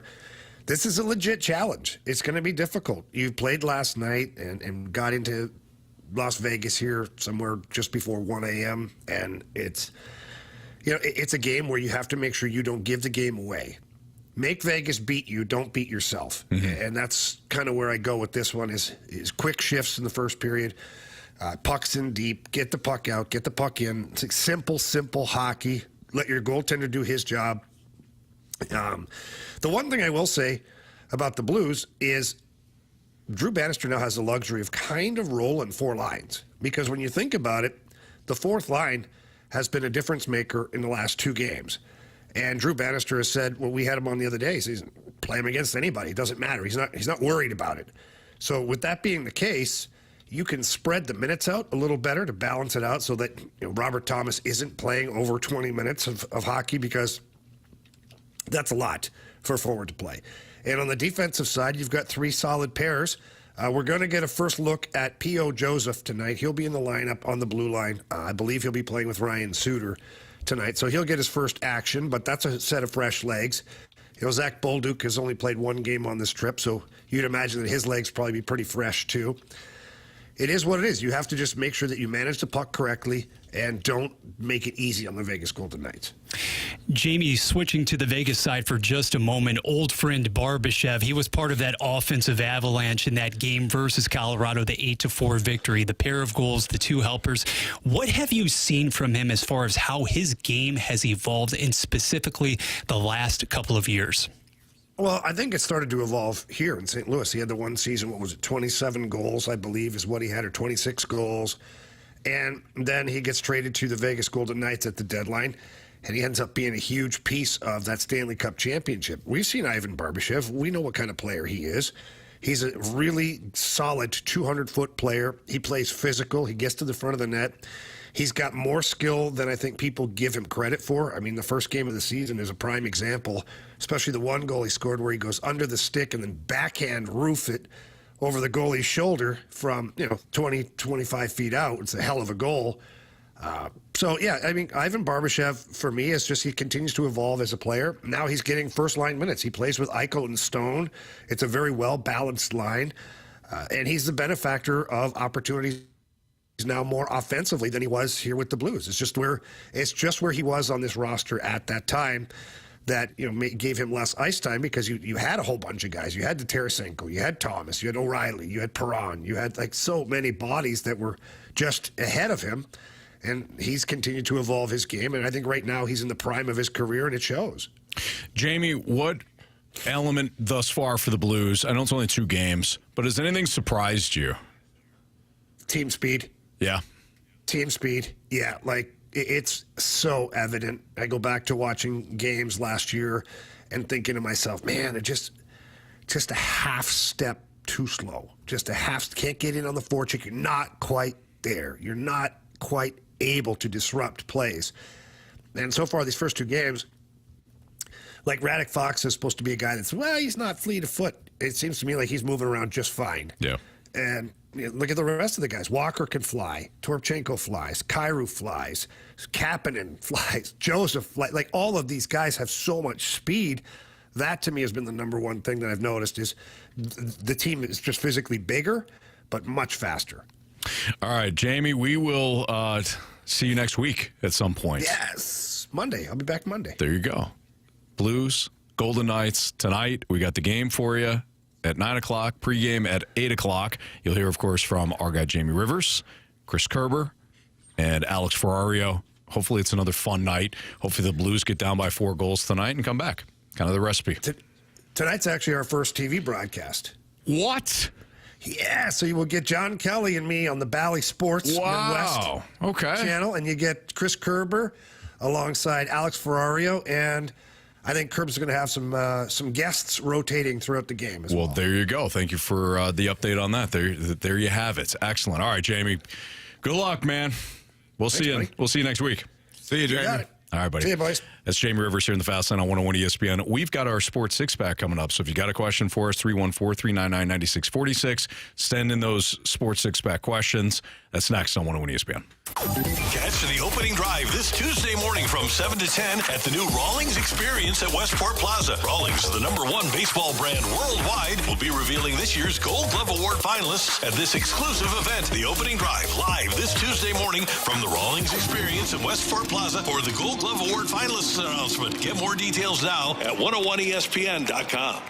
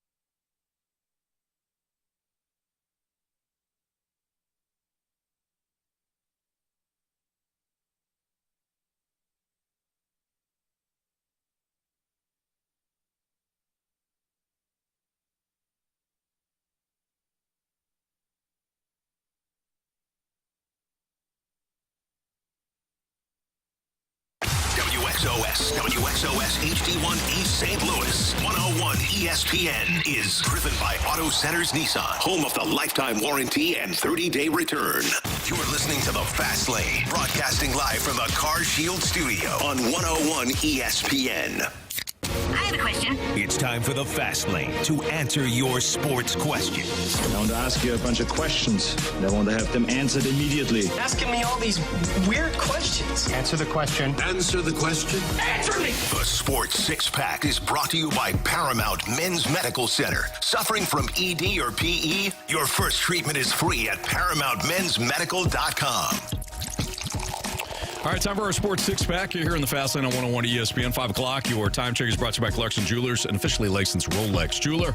Bradford Bruns in for Andrew Marsh. What do you got for us, Bradford? Question number 1. Gentlemen, question number 1 from the 636. There was a lot of talk earlier about Oregon and Ohio State, Big Ten style, but what is happening with the Big 12? Do you have a clubhouse favorite right now? In the Big 12. It's tough. It's a muddled picture. Didn't Kansas State go out to BYU and was that Kansas State? They went to BYU and lost? Yes, I think. Kansas, I don't think Kansas has won a game since week 1. They haven't won since Lindenwood. After they lost to the Illini, it's been all downhill for those guys. They've been in every game too. Like every game has come down to the wire. They just lost to somebody on the road last Saturday night. And they were going back and forth, and I think whoever it was that scored within with a minute left.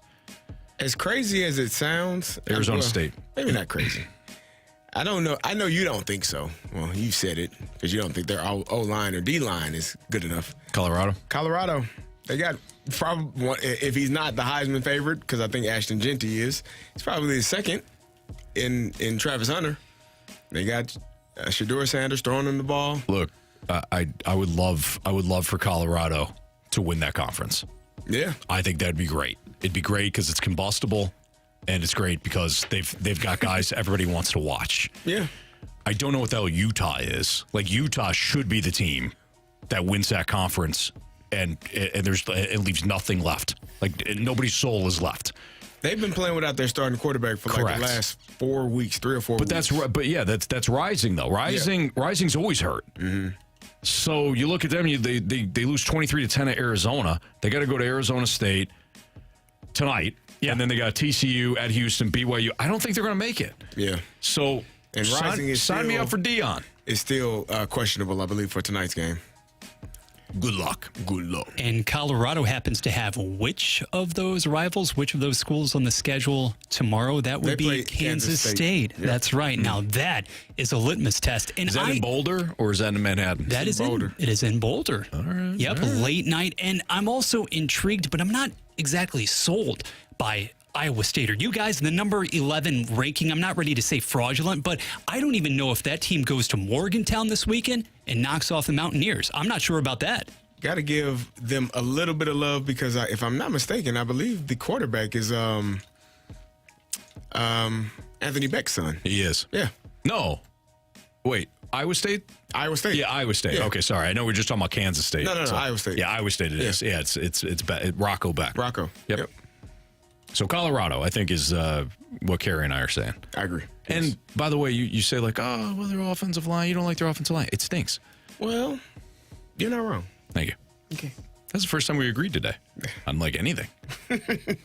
Harmony on a Friday. Yeah. Question number 5 o'clock 2. hour. Yeah. But you're tired, are you? Definitely. The 314 guys asks, if Mizzou doesn't win and win decisively against UMass, is Eli Drinkwitz on the hot seat? No. I don't think so. I mean, Bradford, you're the resident Mizzou guy. So, what would it take? How about we rephrase this? What would it take for Eli Drinkwitz to face like the fire sleep? It wouldn't be this year. It wouldn't be this year. I agree. It would require your team to somehow plummet below those Independence Bowl-esque aspirations again. Seriously, like this year, looking at the remainder of the schedule, and I do think it's fair to question tomorrow on the road in that environment exactly how prolific is this offense going to be, or how prolific does it choose to be. But then the following weekend, you have Auburn, and then for the stretch run of the schedule, it's all about Oklahoma at home. Mississippi State should be a cupcake win. All of a sudden, though, South Carolina and the other Columbia doesn't look as manageable, as easy outright. And then you conclude the regular season. I'm just conveniently glossing over Alabama here because I'm just putting it down as an L. You conclude the regular season by facing Arkansas, yes, at Faurot Field. This is still a team that shouldn't lose more than 2 to 3 games. And it would take a number of years. I agree, Carey. It would take back-to-back years, maybe even 3, for really that luster to wear off. Because I get tired of some of the manufactured narratives and the stories, that accompany Drinkwitz from time to time. But the proof has been in the pudding on the field for the last year plus, so it's going to take a while. The problem for Mizzou is you lose 3 games this year, that's a bad season. And if you lose 4 games, you go 8-4. That's bad. When normally 8-4, Mizzou, man, you can stomach that, you can live with that. You feel good about an 8-4 season. You go 8-4 this year, you're looking at it could be mayhem. Yeah. Because this is a team that had such high hopes and such high aspirations for being a college football playoff team, for potentially fighting to win the SEC. There were so many thoughts going into this season, and then I don't even think if you lost to Texas A&M, I think it's a culmination of the last 3 games. The Boston College game where you were down, you went into overtime with Vanderbilt, which doesn't look as bad because they just beat Bama, and then you go and get thumped on the road at Texas A&M. It's almost like the sky is falling for some Mizzou fans, because you're looking at how all of these things have started to play out over the last 3 weeks, and you're like, yeah, this was not supposed to be our story. Not this year. You're supposed to beat the hell out of Texas A&M. You're not even supposed to be in a game that's close with Vanderbilt. Boston College shouldn't have had a chance because those games are at home. And now you're looking at it and you're saying, oh, well, okay, Auburn's could be a tough test. We should win that one. But you look at Alabama, you say, yeah, we probably lose that one. You look at Oklahoma, I don't know, maybe that one as well. South Carolina playing well. Oh, my goodness. Arkansas, they just beat number 4 team last week. Oh, my. And if you lose those 4 games, now you lost 5 games. And you're 7-5. And you're bowl eligible, but you feel like crap. So, yeah, Mizzou, they gotta get it figured out, man, because this was supposed to be the year that Mizzou fans were going to talk about for a lifetime. Then you would really have STP, something to prove. And the flip side of the coin there, Stoltz, also, if you do happen to slip up in an unexpected way, maybe you get to 3 losses, I think some of that shine as far as it being directed on Drinkwitz is maybe more of a coveted target in the offseason, because if Mizzou, let's be honest, and we still have a long way to go here, more than half of the campaign, but following this season, the expectation was that he would be a hot commodity, I think, for a lot of the blue blood programs, maybe looking in a different direction. Yeah. If you're losing 4, maybe, I don't want to go to 5 games, but you're losing that number in that ballpark with this schedule, it raises real concerns. Yeah, I agree with that. I mean, yep, you're absolutely right. If you're one of these other schools, why would you consider that? Why would you take that on? He's got to prove himself here, and he's been on the way. But last week was just such a massive, blow. I don't. This isn't the one you worry about this weekend. UMass is terrible. Mizzou's going to score. They're going to get in the 40s this weekend. But you look down the road. I mean, you've got a lot of games coming up that are proven. And who knows? Maybe we'll look back at the A&M game and say that's when everything turned. But we won't find out for another couple of weeks here if they really got off the mat. Yeah. It ain't going to be tomorrow. I don't know if that wake-up call, if it didn't serve notice to be pushed to double overtime against Vanderbilt, we'll see. Yeah. Question number 3. Vanderbilt's a juggernaut, though. Yeah, in hindsight. Vanderbilt took down Bama. Boston College took down Florida State. And Buffalo took down Northern Illinois. You talk about juggernauts on Mizzou's schedule. It's like trying to figure out the Pythagorean theorem. Yeah. Flow chart. You like that spin rate? I like that. Okay. No? Carey? Not at all. Florida State was a juggernaut at the start of the year. Okay. See what you're doing Turns there. out they're terrible. Like really bad. The 618 wants to take it to the professional game. Guys, if Caleb Williams continues this upward swing, where does he find himself at the end of the season in Rookie of the Year honors? Second place. Second place, yeah. Unless Jayden Daniels gets hurt, I think everybody's playing for second Jayden place. Daniels has shown himself to be the leader in the clubhouse for that right now. Who else would be playing for second place? What here? other rookies? Yeah. Oh man, that's a very good question. Thank you. I like that question actually. Yeah, you're welcome. Malik Going to lose some Neighbors. time. Yeah, he's Marvin Harrison banged Jr. up. Where's he? I mean, well, he had one game. Look He good had for that one really game. good game. Roma Dunze, No. Bo Nix. No. You like Bo Nix? You like that? He's fine. Brian Thomas Jr.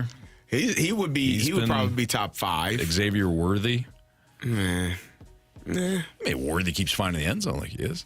Bo has that Tebow-esque stat line. The wins have to be elevated. And I loved him, Tebow. You know this. I know you did. Jersey's coming back next week. Oh, man. Yeah, no, he's playing. Caleb Williams is playing for second place. Yeah. I don't think anybody else is going to be in the mix there. Like, who else is going to turn it on? Like Keon Coleman? No. Yeah. All right. I think we figured it out. Yep. Question number 4. All right, next one, guys. With Barry Odom and his early success at UNLV this season, early success, do you expect him to maybe get some more looks at highly coveted jobs next fall? Who's that? I'm sorry. Of UNLV, former Mizzou Barry Maestro. Odom. Yeah. He should stay there. He should stay there and build that program up. To me, he was completely overmatched at Mizzou. Mm-hmm. I mean, when you're coaching in the SEC, or you're coaching now in Big 10 or the Big 22, or whatever. Like you got to know how to hire, right? And I think Barry Odom struggled with his hires. I think he struggled to figure out what he wants out of his offense. I think what he's done at UNLV has been great. It's not a knock to say, hey, you found your home. You found a spot where you could build a program. Who's won at UNLV? Nobody. So just Jerry Tarkanian. Well, basketball, yeah. From a football standpoint. Oh, okay. If you're Barry Odom, why don't you just stick there? How many times you go? These guys, like your guy, Brett Bielema. He had a rolling Wisconsin. Then he goes to Arkansas, and he thinks he's going to push people around the SEC, and he got taken to the woodshed. The thing is, most of the coaches are always looking for the payday and I get that. The next challenge. Like you probably have no shot, no matter how good you are, at UNLV of playing for a national championship. Yeah. And so I think the prize or the goal is for, I want to be in those games. I want to be in those environments. I want to have that opportunity to play or coach in a space where we can take guys to the national championship. So I wouldn't be surprised if something became available and he took it, because some of those jobs are used or looked at as stepping stones, whether or not those programs want to know that or believe that. Yeah. Unfortunately. By the way, if you want to start getting in some fantasy start sits questions to us, now's the time, because CD and I will answer those questions in about 5 minutes. So 314-399-9646. We've done this on Fridays the last couple of weeks. I think we've given out some pretty good information. I said Lazard over Zay Flowers last week. Great. Well, he found the end zone. How many times did he drop the ball? 42. Okay. That's why Robert Saleh got fired. It wasn't Bradford. Question number 5. Here we go. The Water Boy asks, guys, would you ever consider skydiving? I probably would not consider it. Just, I might. It's not one of those bucket list things for me, but if I'm on vacation, they got skydiving, hey, you could do that. Like, I'm one of those guys that it's in the moment. Yeah. If I'm, we're on vacation, we're having fun, hey, it's offered. Yeah. Whatever. 3 o'clock, you're going to jump out of a plane. All right, cool. But I don't know if I'm seeking it out. Right. Like, a lot of people think like, hey, it's a bucket list thing. Cool. I don't. But I'll tell you what I wouldn't do. I wouldn't bungee jump. You're afraid that the cord thing is would, going to yeah, snap? absolutely. Yeah. You feel more, you trust a parachute more than a cord. Yes. Okay. And I don't know why. More than a bungee cord. I feel like I'd be Joe Dirt jumping off, and then the thing pulls back, and I hit your go head all on the way the up. And I hit, bridge. yeah. Joe Dirt. Yep. I don't know. I prefer to stick with sky rockets in flight. That's good enough for me. Oh, Bradford. It's a 5 o'clock hour. Jamie's off. We almost made it, Bradford. We almost made it. Oh, man. And then missed the assignment. Damn it, Bradford. All right, let's get to some. Let's wash that. Let's get to some fantasy start sits next on 101 ESPN. St. Louis Blues hockey can be heard exclusively on 101 ESPN. Get the info you need before and after every Blues game with the First Community pre- and post-game show. First Community Credit Union, calling St. Louis home for 90 years and powered by Scott Lee Heating Company.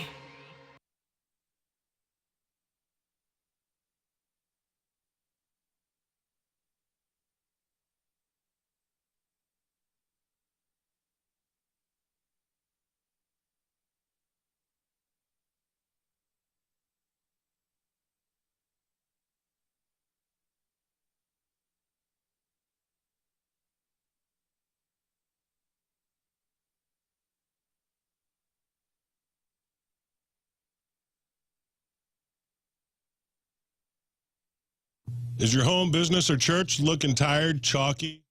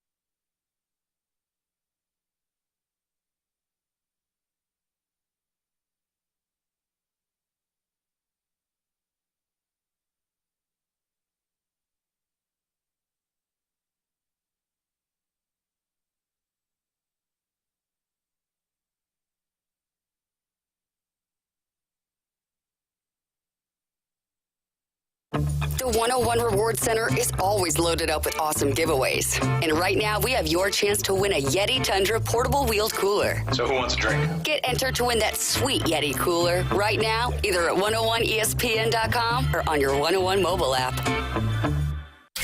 You're in the fast lane on 101 ESPN, driven by Scrap Mart Metals Recycling.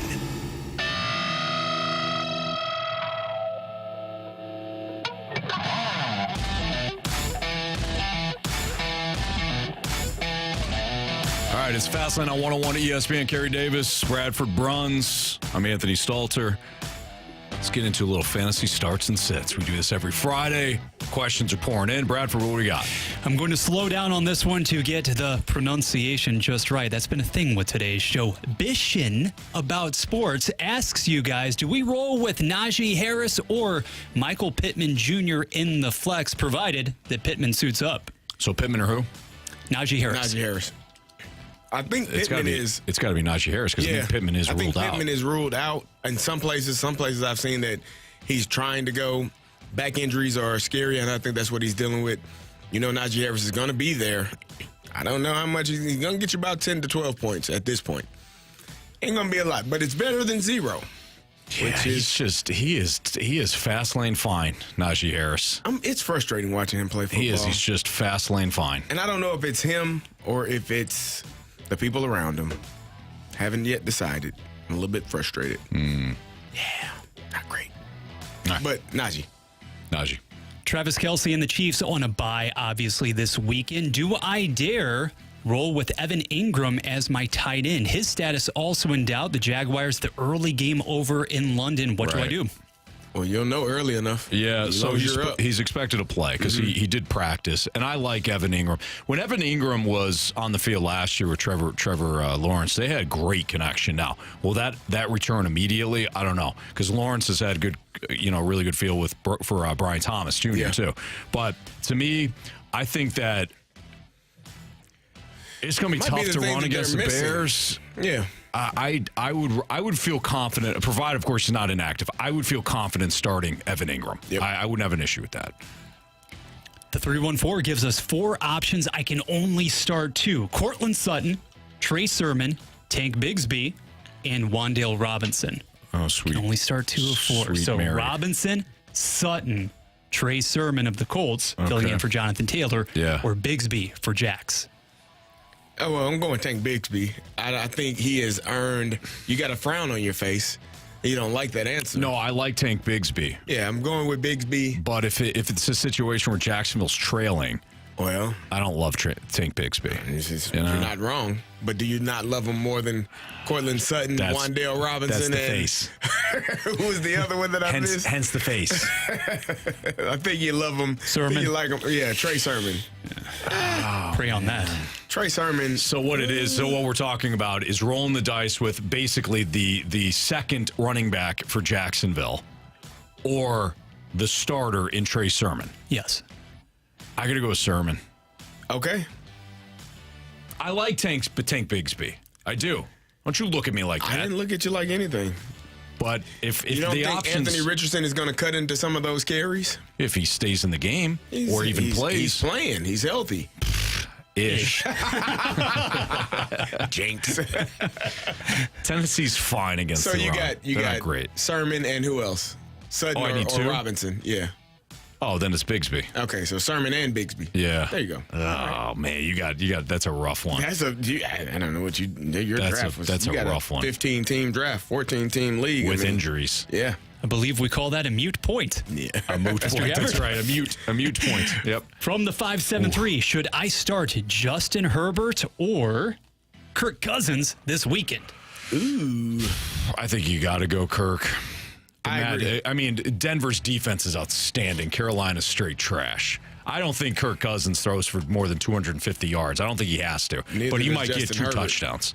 Herbert's not. The Chargers have showed you what they plan to do. Yeah. They're going to limit his opportunities to make a mistake.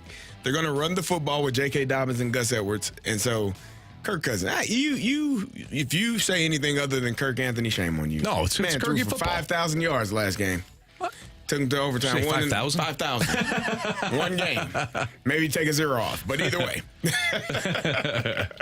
Internal battle of the tight ends: Jason Ferguson or Tucker Kraft. Go. Jake. I would go Jake Ferguson or Tucker Kraft. I like Jake Ferguson, especially with Brandon Cooks being out.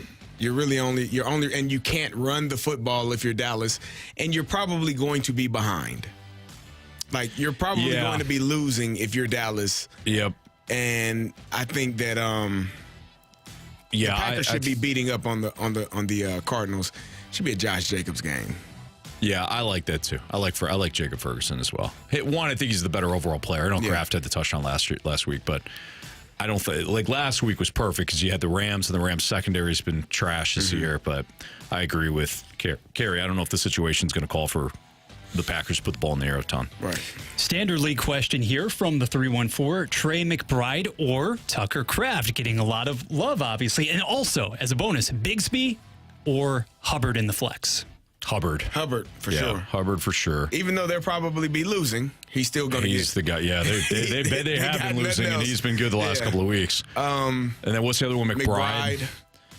I would probably McBride has missed a few games, hasn't he? Yeah, yes, he's supposed to play. Back. I think you got to go McBride. Yeah, just because you think they're going to be down. You're going to be down. Green Bay, from a matchup standpoint, has not been excellent. It has not been very good against tight ends.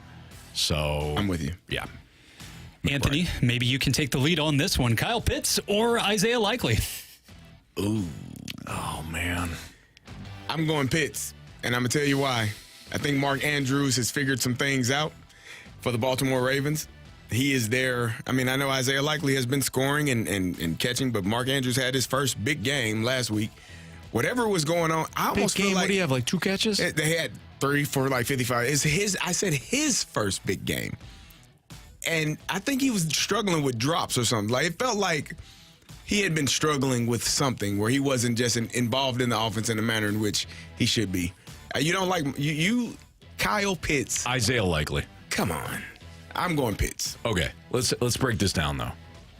You've got Atlanta who should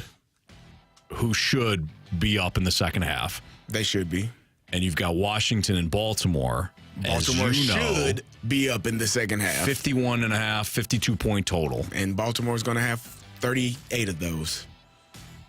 I think if it winds up being a shootout, you want Isaiah Likely as opposed to Pitts. Let's keep that in mind. Let's just take a see on Monday. You and I got a couple of these. I got Oregon, you got Ohio State. I got Isaiah Likely, you got Kyle Pitts. Yeah. Kyle Pitts going to catch the first touchdown of the game. Wow. All right, we'll find out. QB, time for one more.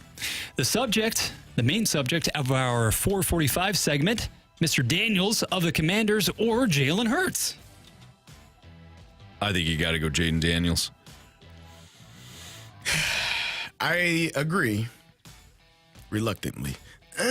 You know what? Philly's going to be running that ball. Yeah, but they got A.J. Brown and Devontae Smith back. First time. AJ's played in a while. They were off last week. Everybody should be healthy. I'll let you go with Jayden Daniels. You let me. You can have it. You can have that one. All right. I'll give you that one. I'm going to take the guy that's going to be in a shootout as opposed to Philly, who's going to be up big against Cleveland when Deshaun Watson throws 9 picks. Cleveland is covering. Remember? Yeah, they're covering up their dead bodies. No. Actually, if you're dead, you can't cover yourself up. Not yourself. No. That's impossible. It's a zombie. And that's kind of what Deshaun Watson is right now. A zombie? I'm burying you. I'm burying you. It's just like cold case files. All right, it's biggest question of the daytime.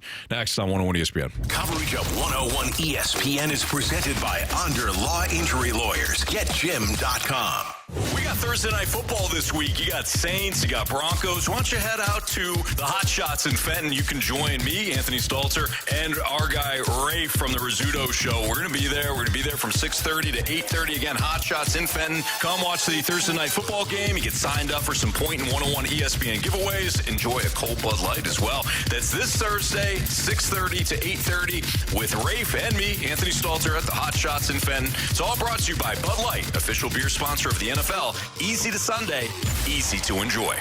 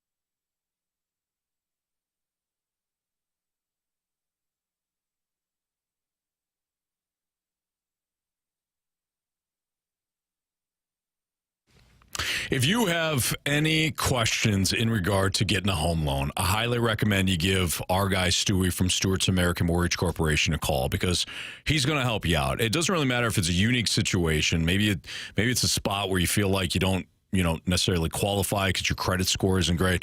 He's got ways to look at things that you never thought of before. So again, give him a ring and tell him that Jamie and Anthony from 101 ESPN recommended that you call. I'd love to hear that. But whether it comes to a home loan, checking rates for you, telling you right now whether it's a good time to refi, that's what Stewie does. And he hands out his personal cell phone number for a reason. He doesn't want you stuck on the phone, press 1, press 2, press 3, on hold for 45 minutes, only to not have your question even answered. So when it comes to Stewie, he's the best. He'll help you out in a unique situation. He's got the bagel loan. A lot of times he'll get you closed within, less than 2 weeks. If you qualify for the bagel loan, we're talking about no closing cost, no lender fees. He is worth picking up the phone and either calling him or texting him at 314-324-4440. Again, 314-324-4440, or Googling the bagel loan. Stewie will help you, guaranteed. Stewie from Stewart's American Mortgage Corporation. NMLS number 226715.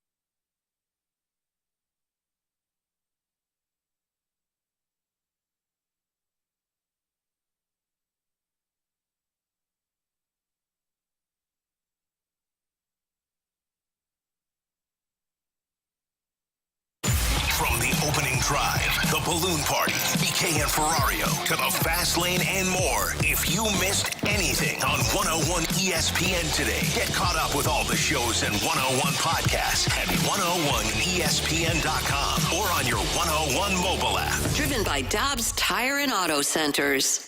101 ESPN Sports Center. Blues look to hit jackpot in Sin City. I'm Bradford Bruns with your Sports Center update, driven by Johnny Londoff Chevrolet and Johnny Londoff Autoplex. Tonight at 9 o'clock, St. Louis plays its third contest of 2024-25. The Golden Knights host Drew Bannister's team right here on 101 ESPN. Vegas destroyed Colorado this Tuesday 8-4, while STL just surged past San Jose 5-4. Baseball 7 p.m. hour, NLDS Game 5 pits Los Angeles against San Diego. Tomorrow's AL matchup, Detroit, Cleveland. This Sports Center update was driven by Johnny Londoff Chevrolet and Johnny Londoff Autoplex. See them at londoff.com. Are you kidding me? Shield Studio on 101 ESPN. It's time for the Fast Lane's biggest question of the day. With Carey Davis, I'm Anthony Stalter. It's Fastlane on 101 ESPN. Our guy Bradford Bruns in for Andrew Marsh today, and he's got our biggest question of the day. Well, guys, despite the fact that it is a Blues game day into the evening, you have, of course, Vegas squaring off against the Blues at 9 p.m. We've spent a good deal of today's show discussing the pigskin. Pro football, obviously, Commanders and Ravens among many good matchups on tap for this weekend, but also it's a robust weekend on the college gridiron, too. So specifically, you have these games. You have South Carolina, Alabama. You have Ole Miss as well in action versus LSU. And, of course, the Red River rivalry and OSU as well as Oregon. But I want to ask you guys, which of these matchups is going to be the most important as far as college football playoff ramifications moving forward. Illinois versus Purdue. Oh, Carey, let's be serious. I like it. Let's be serial for a second. No? You don't like that? No, I don't like that. You should like that. May as well go with Mizzou Minutemen. Seriously. What's that mean? Or Central Michigan, Ohio. Oh, good action. Yeah, darn right it is. I think Ohio State, Oregon is going to be that's for the tops in the Big Ten right now. 2 versus 3. How far does the loser fall back? Does the winner bump up to number 1, or if Oregon wins, they jump up to number 2? I think it's going to be I think it's a good matchup. I think that's probably the one that all eyeballs are going to be on in Oregon and Eugene this weekend.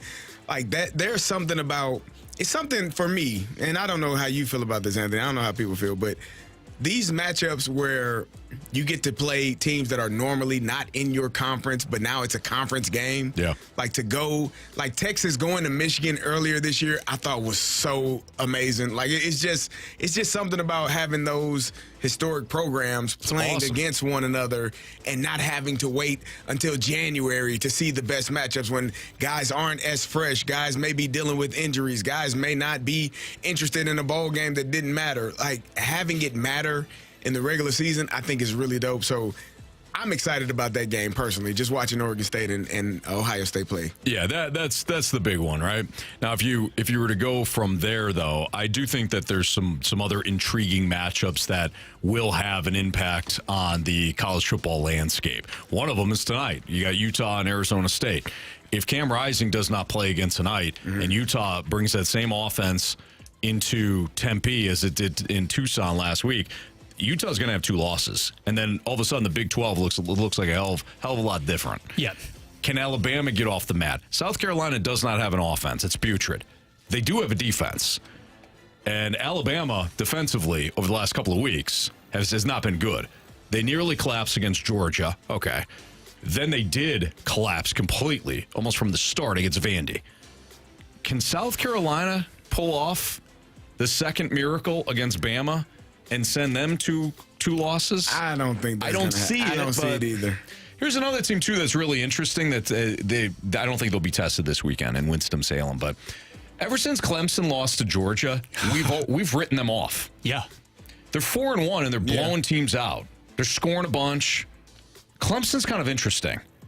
Again, I don't from this week's standpoint. They play Wake Forest. I think they'll be fine, but. Like Clemson's kind of flying under the radar as the number 10 team right now in the nation. Which is weird to say. It's totally weird to say. But after the manner in which that team was shredded at the very beginning this season by Georgia, so many people were ready to pin the eulogy for Dabo in the program, it seemed, right? Absolutely. I'm going to take it to the SEC, though, as is usually the case with me, because I agree with you guys insofar as Oregon and Ohio State, that is box office this weekend. That's the one that you have to sit down for on Saturday evening and watch. At the same time, I suspect clearly that both of those teams, both of those programs are still going to be there at season's end and automatically qualify for the playoffs. So for the purpose of this weekend, what has the biggest stakes? Which of these games has the biggest stakes? I'm actually looking at LSU and Ole Miss because I do think it's an elimination game of sorts. Okay, both teams right now have 1 loss apiece, and let's just say, let's project forward here. LSU maybe gets hot, maybe reels off the victory here, but you still have Alabama and A&M. Don't look now, but A&M on the schedule in the next few weeks. Ole Miss, if you somehow are able to escape and survive Baton Rouge, well, Georgia still looms among other teams on the schedule. So the team that is saddled with the loss in that game, in my estimation, drops out. Yeah, I like that a lot, Bradford. I see what you're saying in that one. Of course, Oklahoma and Texas, too. I don't know if did we mention the Red River rivalry? No, we didn't mention that one. Here's what's interesting about that one. So you've got Texas. Both defenses are top 10. Efficiency-wise, efficiency ratings and all that. I think Texas moves the ball fine. I don't trust Oklahoma's offense. But this has always been a weird matchup. Alabama and Auburn, the Iron Bowl, like weird crap happens. Look at last year. Alabama nearly missed the entire playoffs because they were backed up and backed off the goal line there, and Jalen Milroe makes a play of the year. But Texas-Oklahoma is always weird, too. There's always it's in the middle of the year. It's not like your typical rivalry game where it's the last regular season game before the conference title games. It's smack dab in the middle, and I feel like just strange stuff happens because it's always high scoring. Yeah. I don't think Texas loses to Oklahoma. But I didn't think Tennessee was going to lose to Arkansas. Yeah. And I didn't think that Alabama was going to lose to Vandy. And I didn't think that, whatever. We've got a big upset every single week. Waiting to happen. Oregon beating Ohio State would not be a huge upset. It's only a 3-point line. Yeah. This, I think, would be your big upset if Oklahoma can somehow pull it off. And every time you crown a champion, me? And I mean you, as in you, Carey Davis. What did I do? You crowned Tennessee a champion. I did. And they lost outright. They did. And you have crowned Texas as an unbeatable force. I have. An unbeatable. So it's my fault now. Yes. Okay. So if Texas loses this weekend, you can hook them horns. Yeah, I did say Mizzou right was going in Carey's ear. Beat the hell out of Texas A&M last week. I didn't say that. You felt it, though. You did. You felt it. I didn't. You thought that A&M was going to completely truck them. I thought A&M was going to win, yeah. So it worked the opposite that way. It is your fault. How important do you guys think it is to see Tennessee rebound in a big way, considering all of the hype that had suddenly surrounded that program going into the previous week? And I wondered aloud, with Alabama looming on the schedule, Arkansas seemed like a possible trip-up opportunity. We know how that came to fruition. Now, Florida is no great shakes, but if you're going to be recognized as a would-be top 5, top 10 team, getting all this love for the quarterback Nico, for Josh Heupel as the head coach there, in your own backyard, how strong do you have to come out there? Oh, I think you have to. Well, it's going to be interesting to see what the true frosh, because he's a true freshman, right? Yeah. It's going to be real fun to see how he gets off the mat, because he's the one, of course, that rolls out. He rolls out. He steps out of bounds there, and he doesn't even put one up. Last week wasn't totally on him. Tennessee offensively just didn't show up, and Arkansas wound up being more physical than I think Tennessee expected. But Florida's not good. When in terms of like Florida, they are not a contender.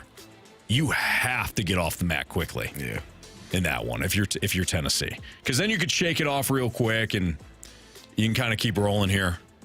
But if you lose, what's interesting about this year's college football is that this season is like everything now. When you lose one game, feels like an elimination game. At least until everybody has a loss, then you can kind of reset things.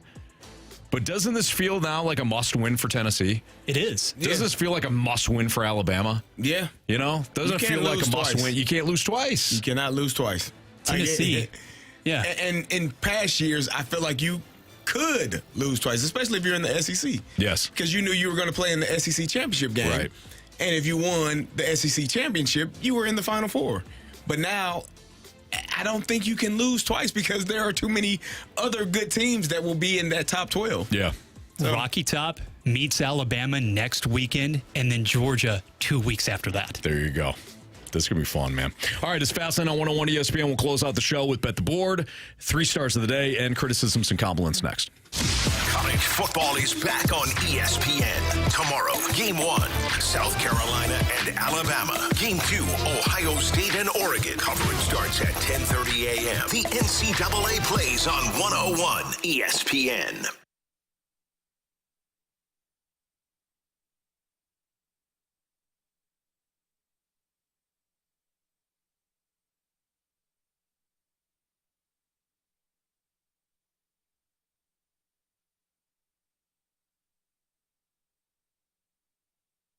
Hey, speaking of deals, Auto Center's Nissan Herculaneum's got great deals right now. They got their Fall into Savings event. It was extended throughout the month of October after they ran it in September.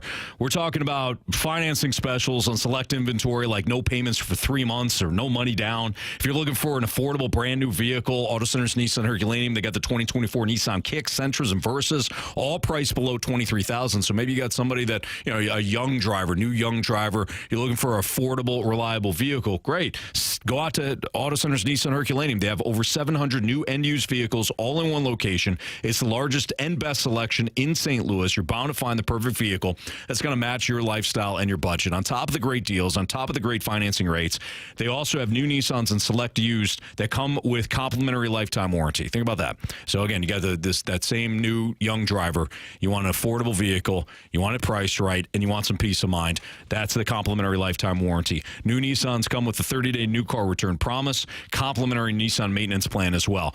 We're talking about upside in your current vehicle. If you have any sort of credit issues or first-time buyer, your first-time buyer, they've got options for you. They've got financing options for everyone that walks through the door. Check them out online at autocentersnissan.com. When you head out to Herculaneum, tell them Stalter sent you. It's Auto Centers Nissan.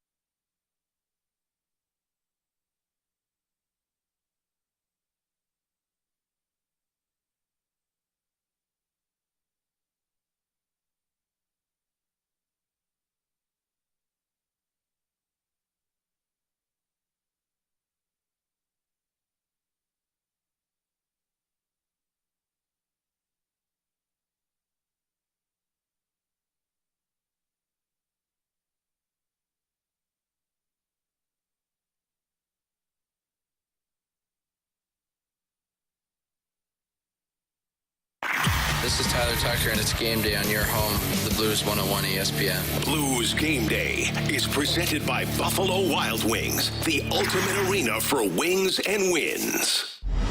This is the Fast Lane, driven by Scrap Mart Metals Recycling on 101 ESPN.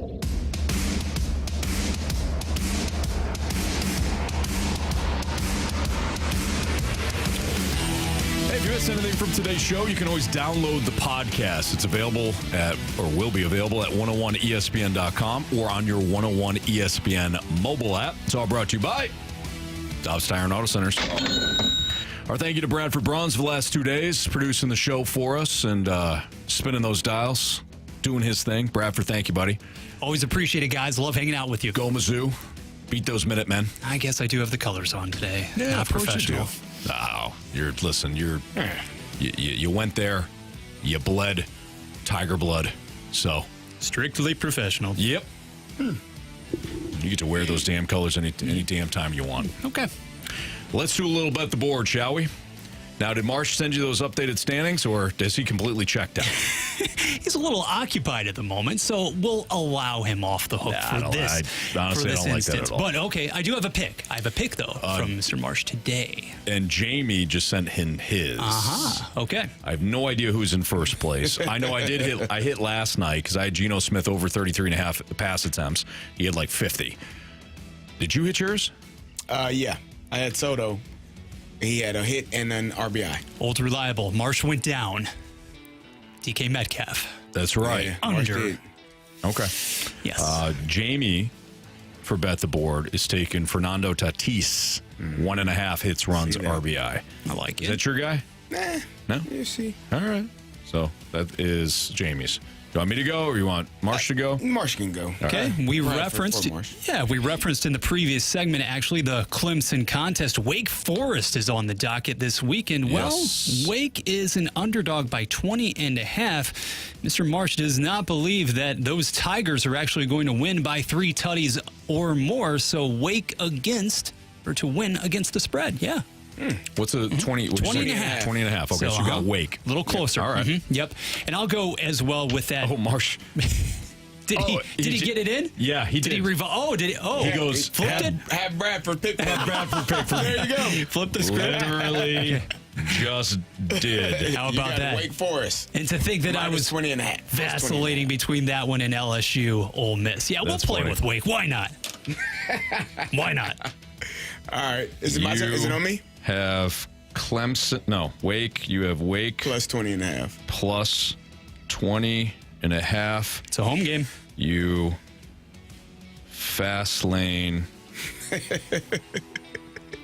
You fast lane jerk ball. Creative. Thank you. Very nice. I said jerk all. Autocorrect. That's going to be confusing. I'll fix it. Jerk ball. All right. Go ahead, Carey.